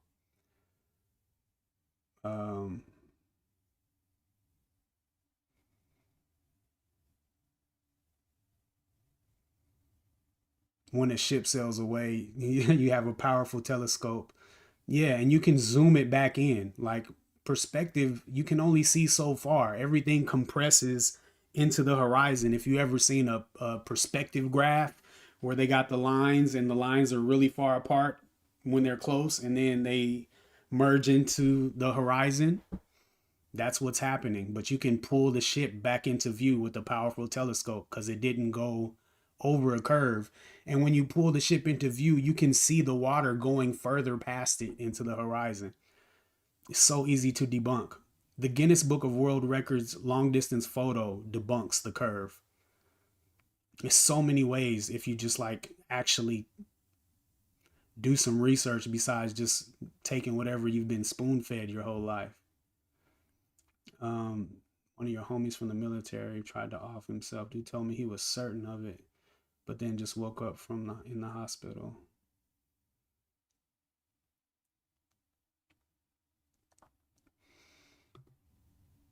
Well, I believe God is in control of life and death. God is the giver of life and the taker of life. So if it's not your time to go, it's just not your time to go. There are some things that you don't have control over.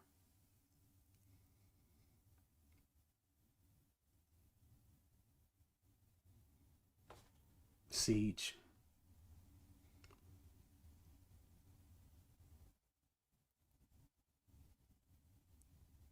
Oh, he said, I'm going to get my nickname today.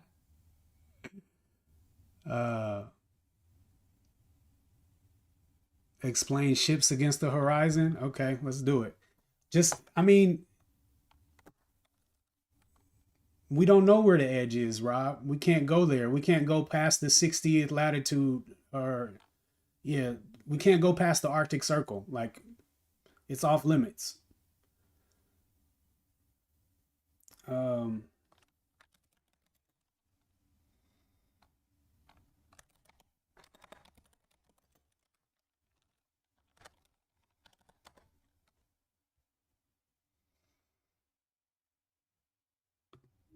Check this out, Rob.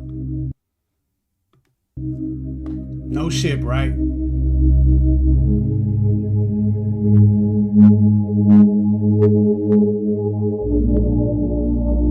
Well, what is that?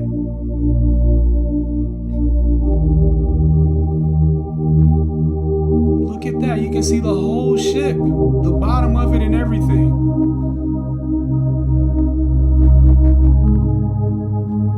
This is kind of a raggedy video, though. Did you know that NASA conveniently made a deal with Nikon right before the total solar eclipse of April of 2024? And coincidentally,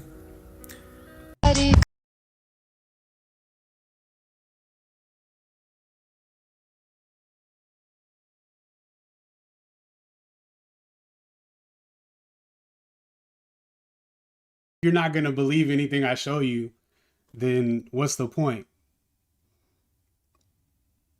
My point is there's hella videos that you can find of people proving that ships do not go over a curve. They sail out of your view. They sail, things compress into the horizon as they get farther away. And you can zoom them back in with a camera, with a telescope.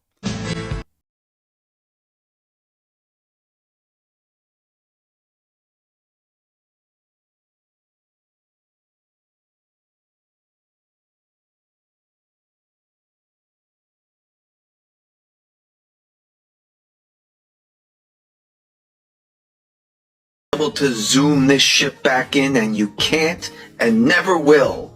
I don't care if you have a P1 million. Also quoting Dr. Robotham, on the shore near Waterloo, a few miles to the north of Liverpool, a good telescope was fixed at an elevation of 6 feet above the water. It was directed to a large steamer just leaving the River Mersey and sailing out to Dublin.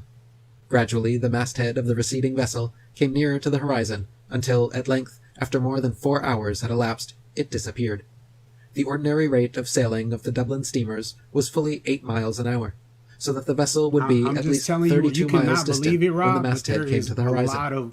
The 6 feet of elevation of the telescope would require 3 miles to be detected for convexity, which would leave 29 miles, the square of which, multiplied by 8 inches, gives 560 feet, deducting 80 feet for the height of the main mast, and we find that, according to the doctrine of rotundity, the masthead of the outward-bound steamer should have been 480 feet below the horizon. Check out this footage from a channel called Wide Awake. This guy filmed some great sky and Think about horizon this, shots Rob. showing that objects can The be brought Navy- back into view. The Navy can engage targets over 100 miles away. Line of sight.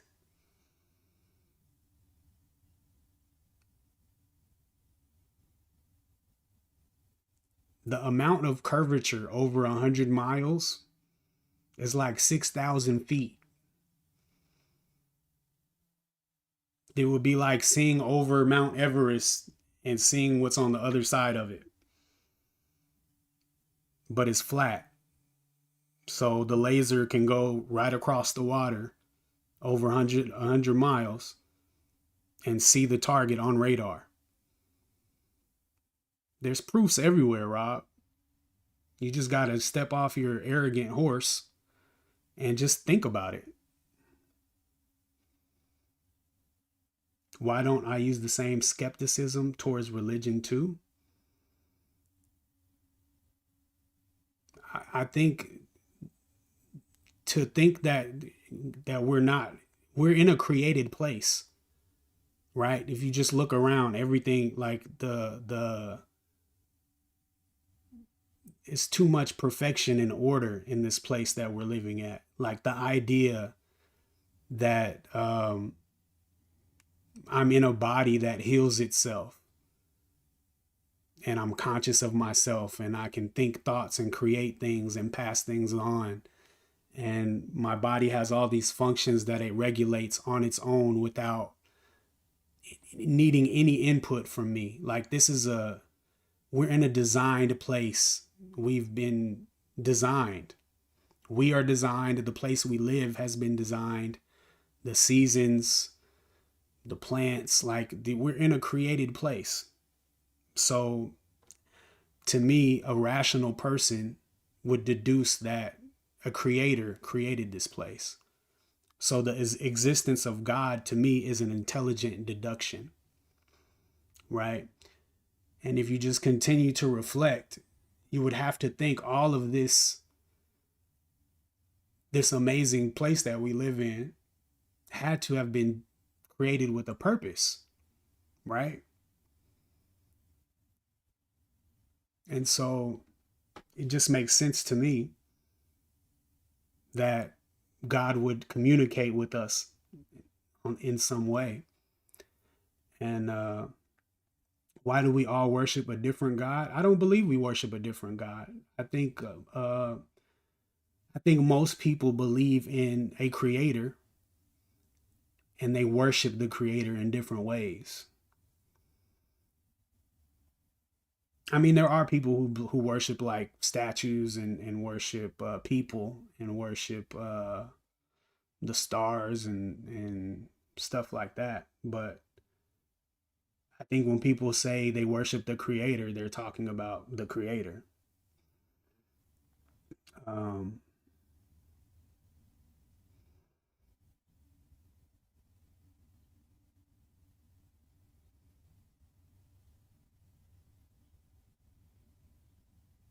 Based on Earth globe size, how much should the horizon incline?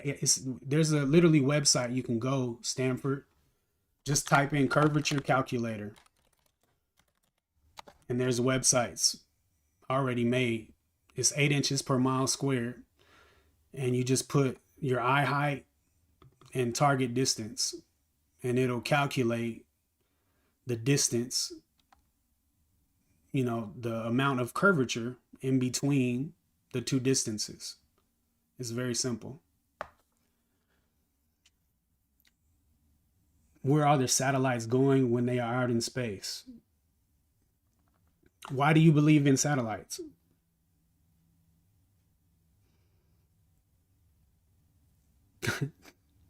Have you seen one, Rob?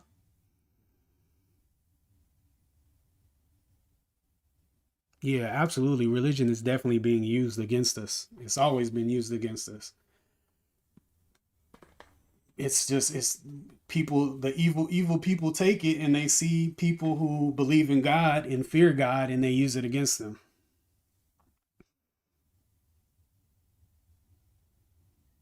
Nah, I don't think the Big Bang to me is completely away. Yeah, have you seen a rocket take off? Do you notice how it doesn't go straight up and that it follows a parabola? I actually like everything I believe, Rob. I actually have evidence that can be presented by independent researchers. Like you'll never find an independent researcher show you a curve or show you a satellite because nobody can independently verify any of those things. Literally all of those things, satellites, the curve, going into outer space, none of that can be independently verified. All of that requires you to trust what NASA is telling you and showing you. And if you don't see a problem with that, I mean, you know, you're free to believe whatever you want.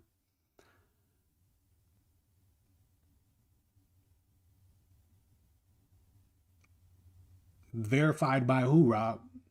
By the same people who were telling the story. That's like auditing yourself. That's like the IRS came to audit and I was like, nah, bro, I already audited it.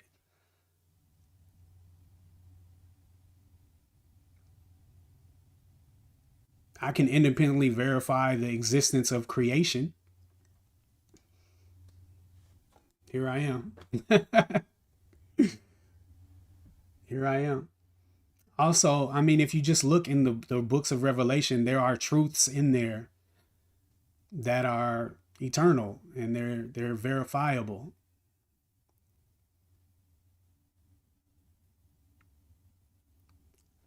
Like literally, Rob, everything that you believe, you have to go to NASA to get it. Like they literally have a monopoly on the entire story. Nobody can go independently verify the existence of satellites orbiting in space. Nobody can independently verify the existence of the International Space Station. Like all of that is trust and authority. All of it is trust and authority. Like you can put LMAO at the end of it all you want, bro, but you literally have no evidence. You trust that everybody who told you about satellites is telling you the truth.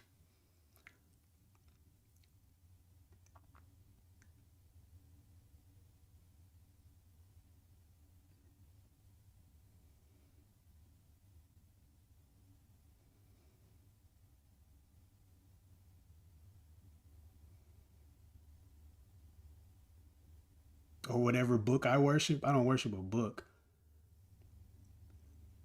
In my book, in the Quran, it points towards the creation as a proof that it is true. So like there's verses in the Quran describing the trimester, the 3 stages of birth inside of the woman's stomach. And this book is from 1400 years ago, and there's no way for the prophet Muhammad, peace be upon him, or the people around him in that time to know, or anybody on earth to know and understand the stages of birth inside the womb. And it's very detailed. And it's mentioned as a proof that this is from God.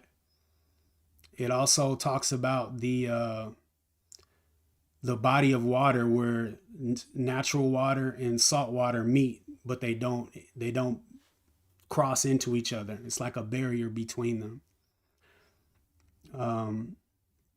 Yeah, the International Space Station is not a real place in space. It's actually in an underwater pool in Texas.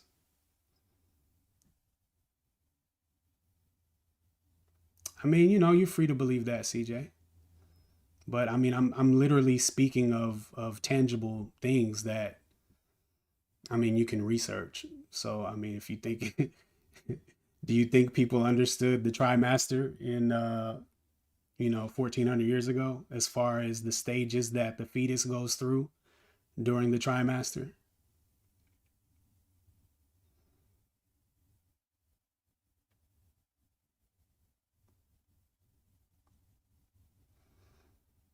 Deuteronomy 32:39. See now that I, even I, am he. There is no God with me. I kill and I make live.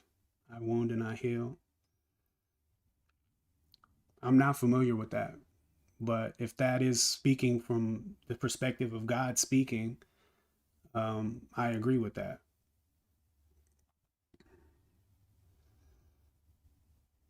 That God is he, and there's no God with him, meaning he is alone in his rule, in his godness, his godship, and he is the one who gives life and takes life, and he is the one who heals, and he's in control over all things. No one can do something to oppose his will. Yeah, I agree with that.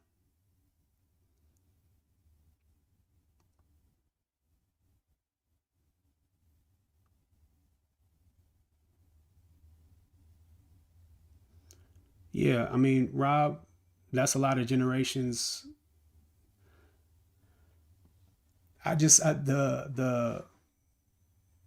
The arrogance, Rob, that you have about things that I just know you've never even heard of before. You know, like you, I don't know. It's like I don't know. I don't think I'm a goofy. I don't think I'm just a person who just believes in anything. Like I grew up here in the United States. I went through the school system. I took math and science and history, and I learned all this stuff. I went to a college prep high school. I took physics. I took astronomy. We used to come after school and look at telescopes on the roof and look at the stars. Like I believed in the whole shebang. Although there were things that never made sense to me, like the idea that people were upside down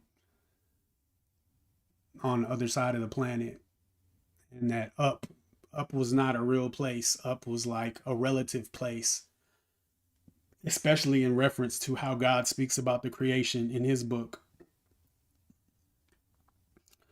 Yeah, that's what I mean. Like he lost in the sauce.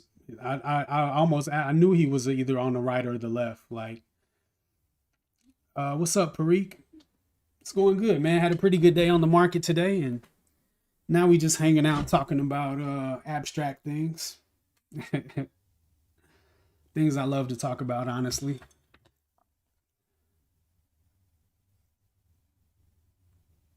Yeah, not grounded at all.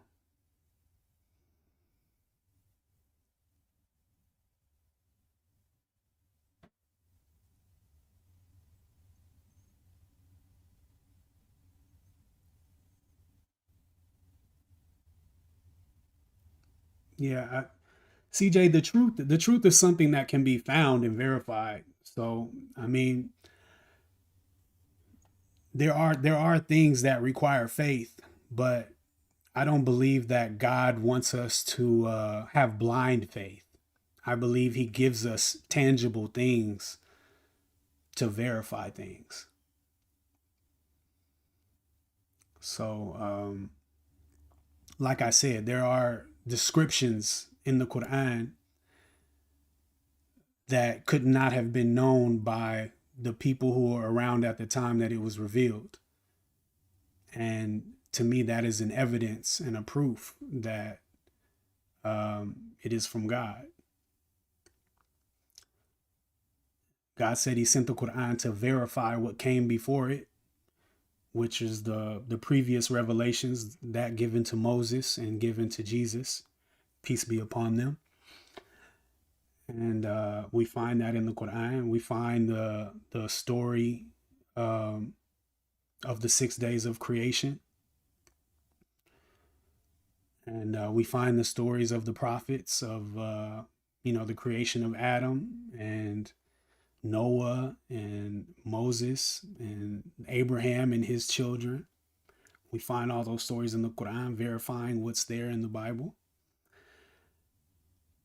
And then we also have a great realignment of what God is and how we're supposed to exclusively worship God alone and not join partners with God in that worship. As you said in Deuteronomy, I am he, and there is no God with me. There is nothing that, we don't pray in the name of anyone but God. We don't worship in the name of anyone but God. We don't confess. We don't bow, prostrate to anyone but God.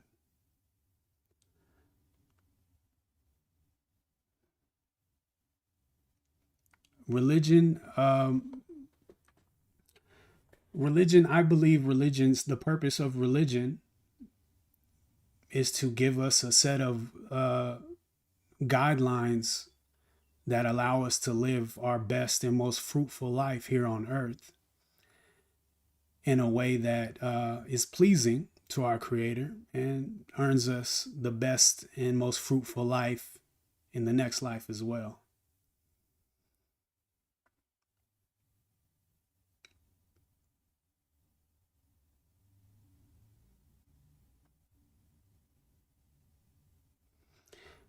I mean, morality is not fairy tale.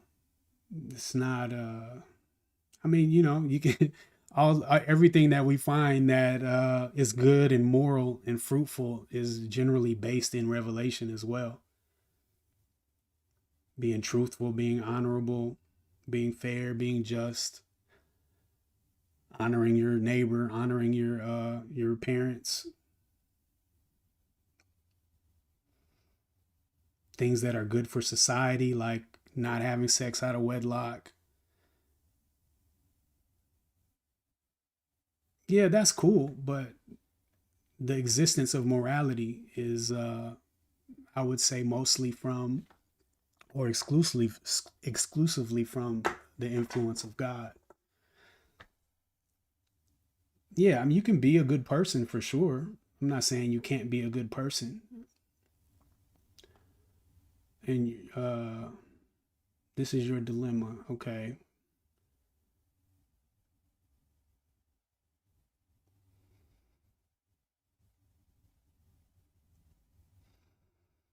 If your steps are already set in front of you, what are you praying for? I think you're thinking about free will or the divine decree as if you're being puppeteered through your life, right? But the thing is, you are actively living your life right now. It's only written because God knows what's before you and what's after you. You don't know though. And your decisions is what is your decisions is literally what is written. So you're actively making your decisions. God just already knows.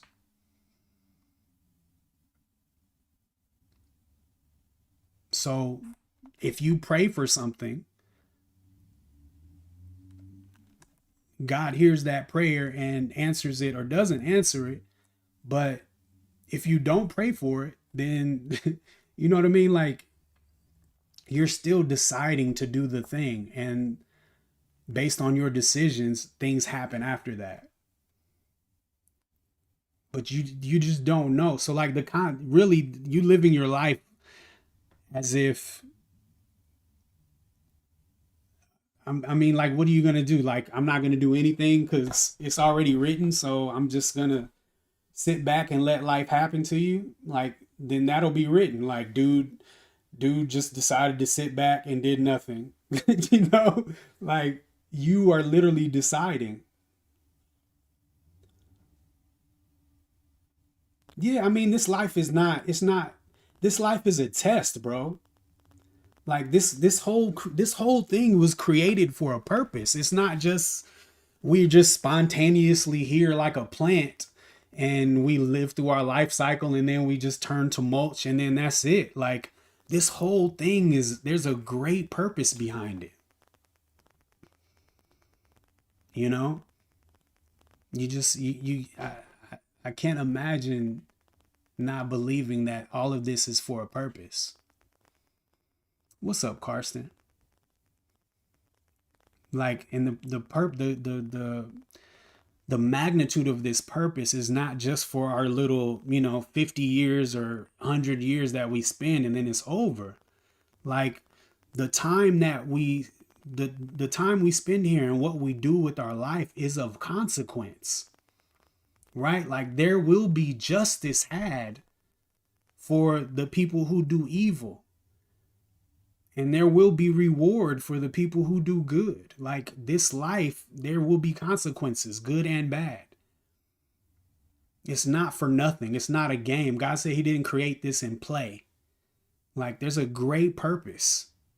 So you can acknowledge the purpose and try and fulfill it, or you can deny it and just, I don't believe in none of that. Oh, that's fairy tale. And, that's your choice.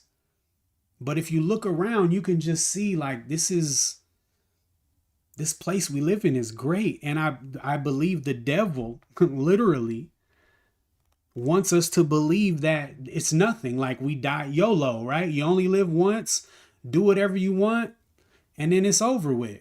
There's no consequence. And that way, the devil gets as many people to go with him to hell as possible.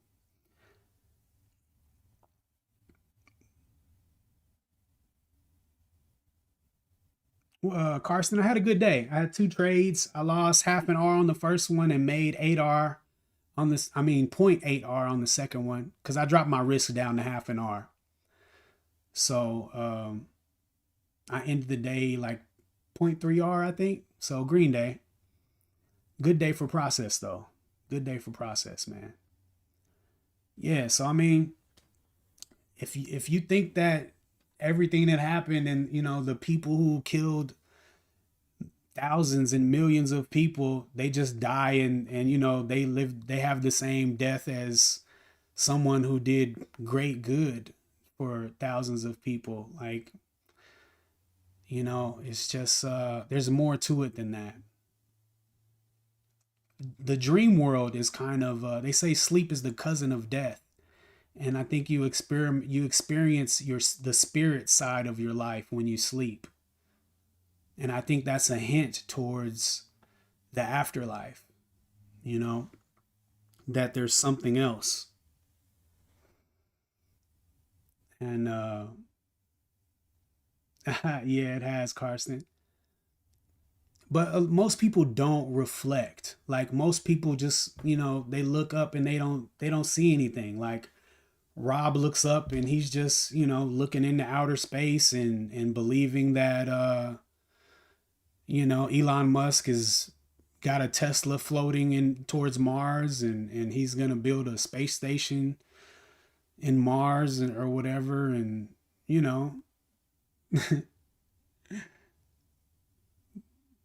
there's just like,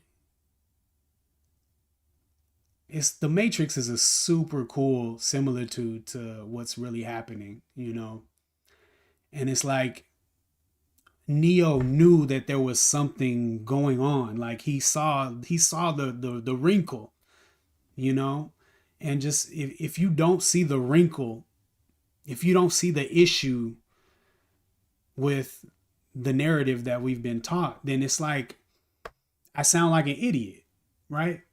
Like, the life that we live here, like our senses, we have senses in our ears that detect motion, right? Our eardrum detects motion, and our eyes, we see things, we feel things. Like, if you just observe, if nobody ever told you that the earth was spinning at 1,000 miles per hour at the equator, and that the earth was orbiting the sun at 66.6 thousand miles per hour, and the sun is dragging the earth through the galaxy at 500,000 miles per hour, like, what would make you think any of that? Like, there is nothing that would make you think the earth is in motion. The earth is the most stable thing. So much that when we have an earthquake, it's the most craziest sensation. I used to live in California, bro. The when the earth shakes, it's like, it's crazy, because the earth is the most stable thing you've ever known in your life. And when the earth quakes, it's like, oh my God. And so to think, like, based on just walking around and living in this place your whole life, to have been made to believe that we're moving all these different directions, spinning on our axis, not only spinning at 1,000 miles per hour, but wobbling and tilting is what they tell us on that axis, right? And we're moving around a moving object, right? They say the sun is moving through the galaxy, right? Like, come on, fam. It goes against all of your senses. But we've been told it since we were children, right? All the movies, the cartoons, every science class, we've been taught that we're spinning, right? So we've just accepted it. And now Rob thinks I'm a clown for pointing out the obvious, that we're not actually moving at all. And the sky is moving. The sky is a clock, bro. The sky is a functional timepiece, a most magnificent timepiece, and a map. And a map. You know, the latitude and longitude is based on the stars. Sextants and things like that. You use the flat horizon and the stars to navigate. Like, it's the proof is there, man. The sun gives us day and night. The moon gives us the months, right? And the stars give us the time of year. They realign every 365 days. And you can literally get a cardboard star map.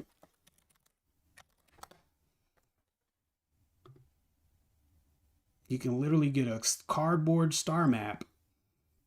Where's that? My favorite one.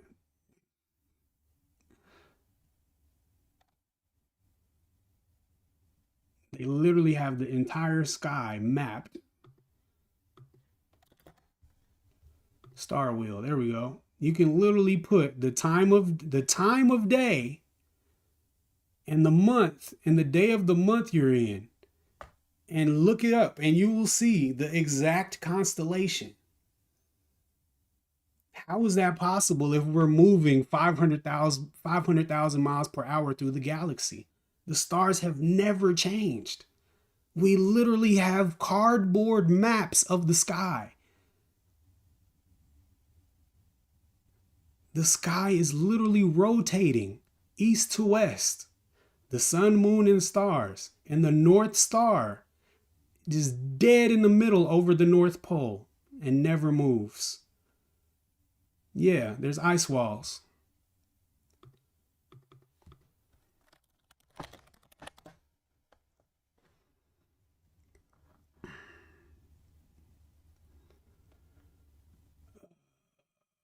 Is it?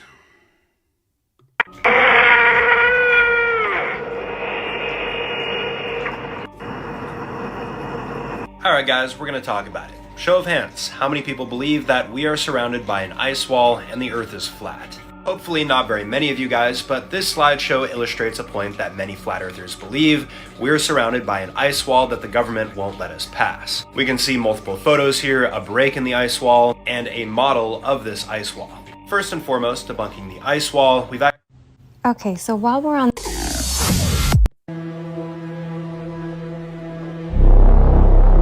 Antarctica is the highest altitude on Earth. Did y'all know that? It's literally...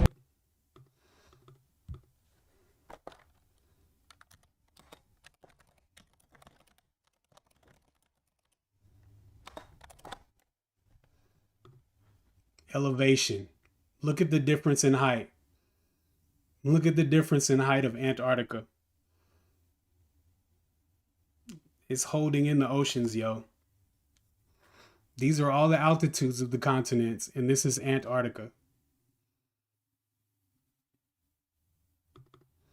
Like, the truth is in our faces. This is the United Nations logo. Antarctica is not on this map.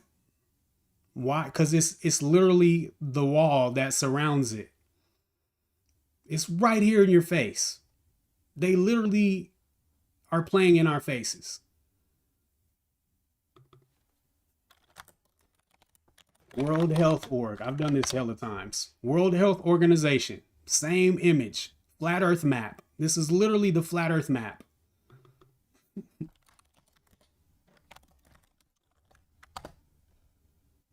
It's literally the Flat Earth map on their flag. And this is the ice wall. This is the Gleason New Standard Map of the World.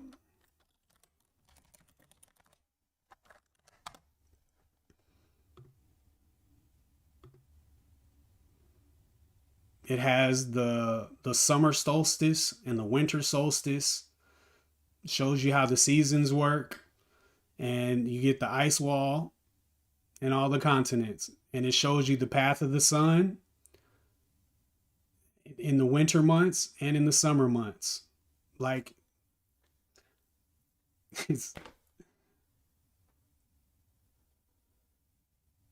yeah, that was a real video. I was trying to find a longer one. They actually got some long ones. This is Antarctica, highest elevation continent on Earth. This is the literal wall, bro.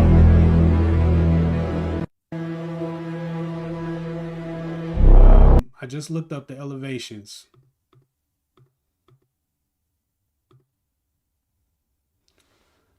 Elevations 2,300 meters. For reference, the United States is 758 meters. I imagine this is above sea level.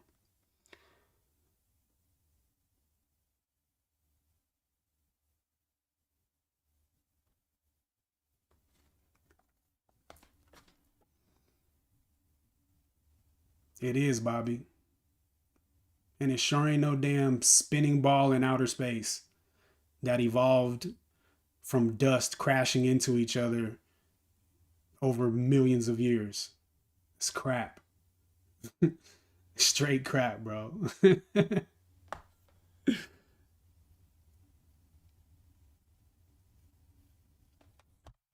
They know about this stuff.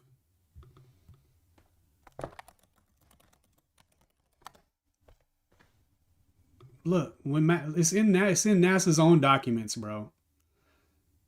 Anytime NASA or the Navy are doing flight math or rocket math, land-to-land missiles, they always specify that the equations are based on a flat, non-rotating Earth.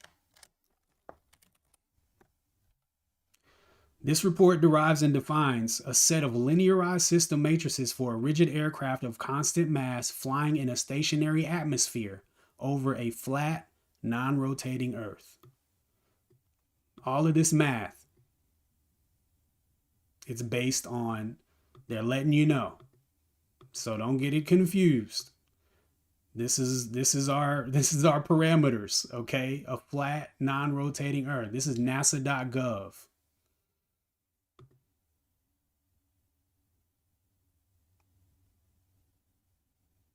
You just Google this stuff. It's not.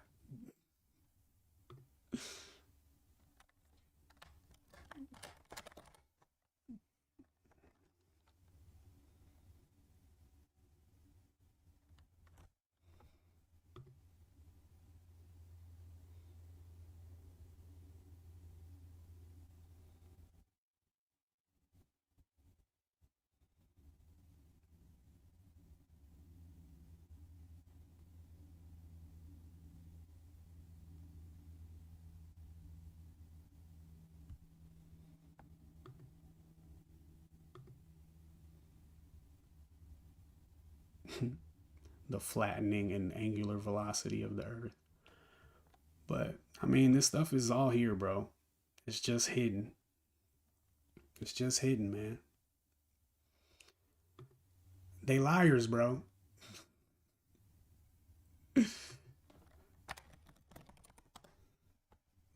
What y'all think this red thing is right here?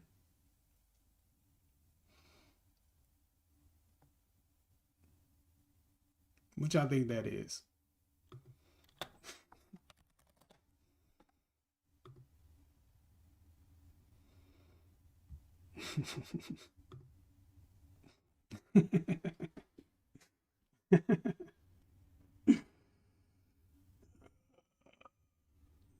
They lie. They lie. NASA in Hebrew means to deceive. They lie. They lie. But yeah, man, I promise I'm not a goofy. I've literally done hella research. Like water is flat and level. That's why we use water levels to build things. I'm a construction worker. I got water levels in my van right now. Actually, I got one right here.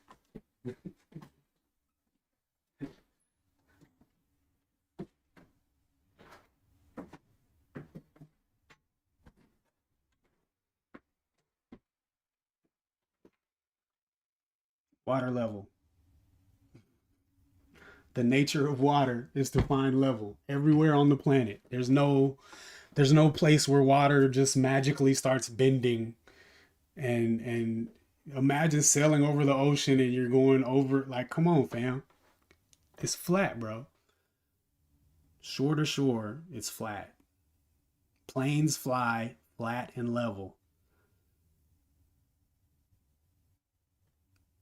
That's why they call it an airplane, because it flies over a plane. You know what I mean?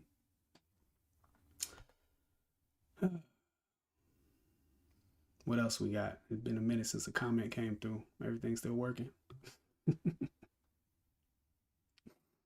Yeah, all of this stuff is proof of creation. And NASA's purpose is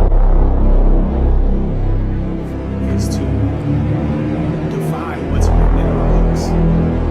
Like God says, there's a firmament over the earth. Right? And He placed the sun, moon, and stars inside of the firmament. But NASA says, nah, it's not a firmament. We fly right through that. And so they show us these videos of them shooting rockets, even though they don't go anywhere. Is Rob still in here? Let's check out these space rockets.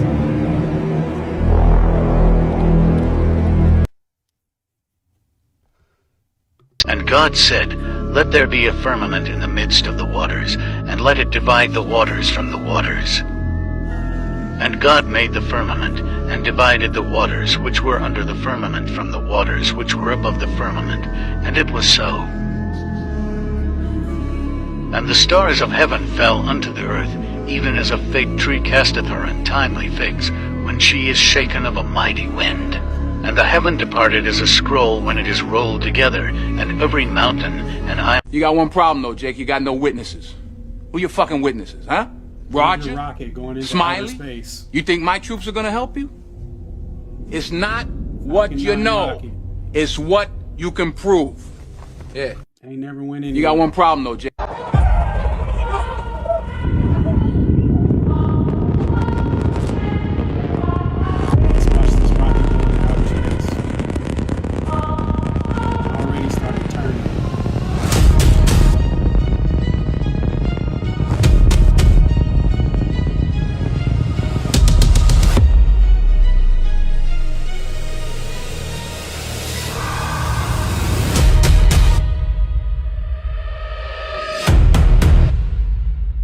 This little picture on. That's denied.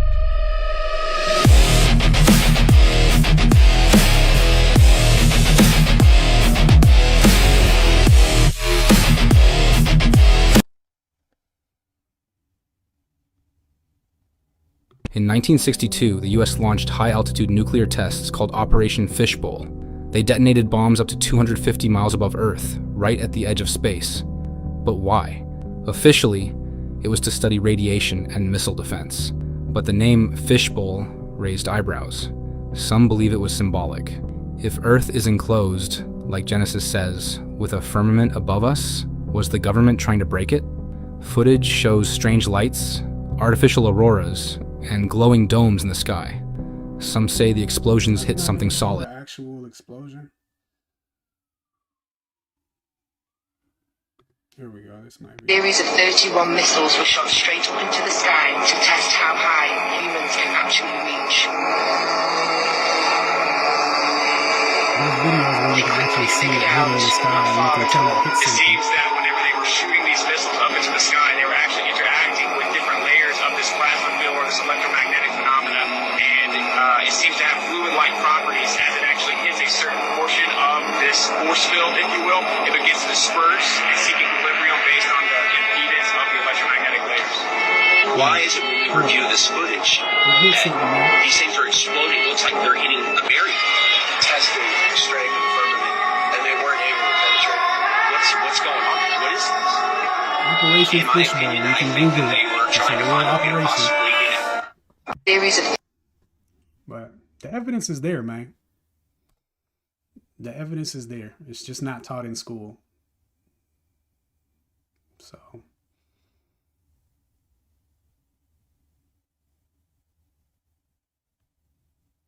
Yeah, I mean.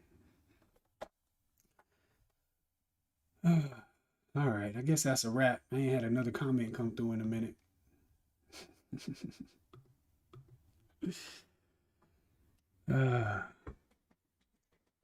What keeps the water on Earth? Yeah, that the real question, Brock, is what keeps the water on the spinning ball Earth?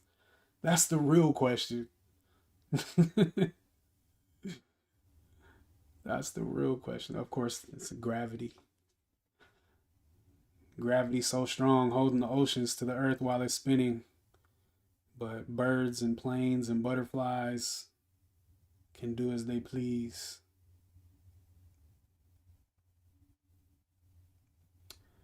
Alright. Well, I'm out of here then. The remaining 6 of you guys, hit that like button for me.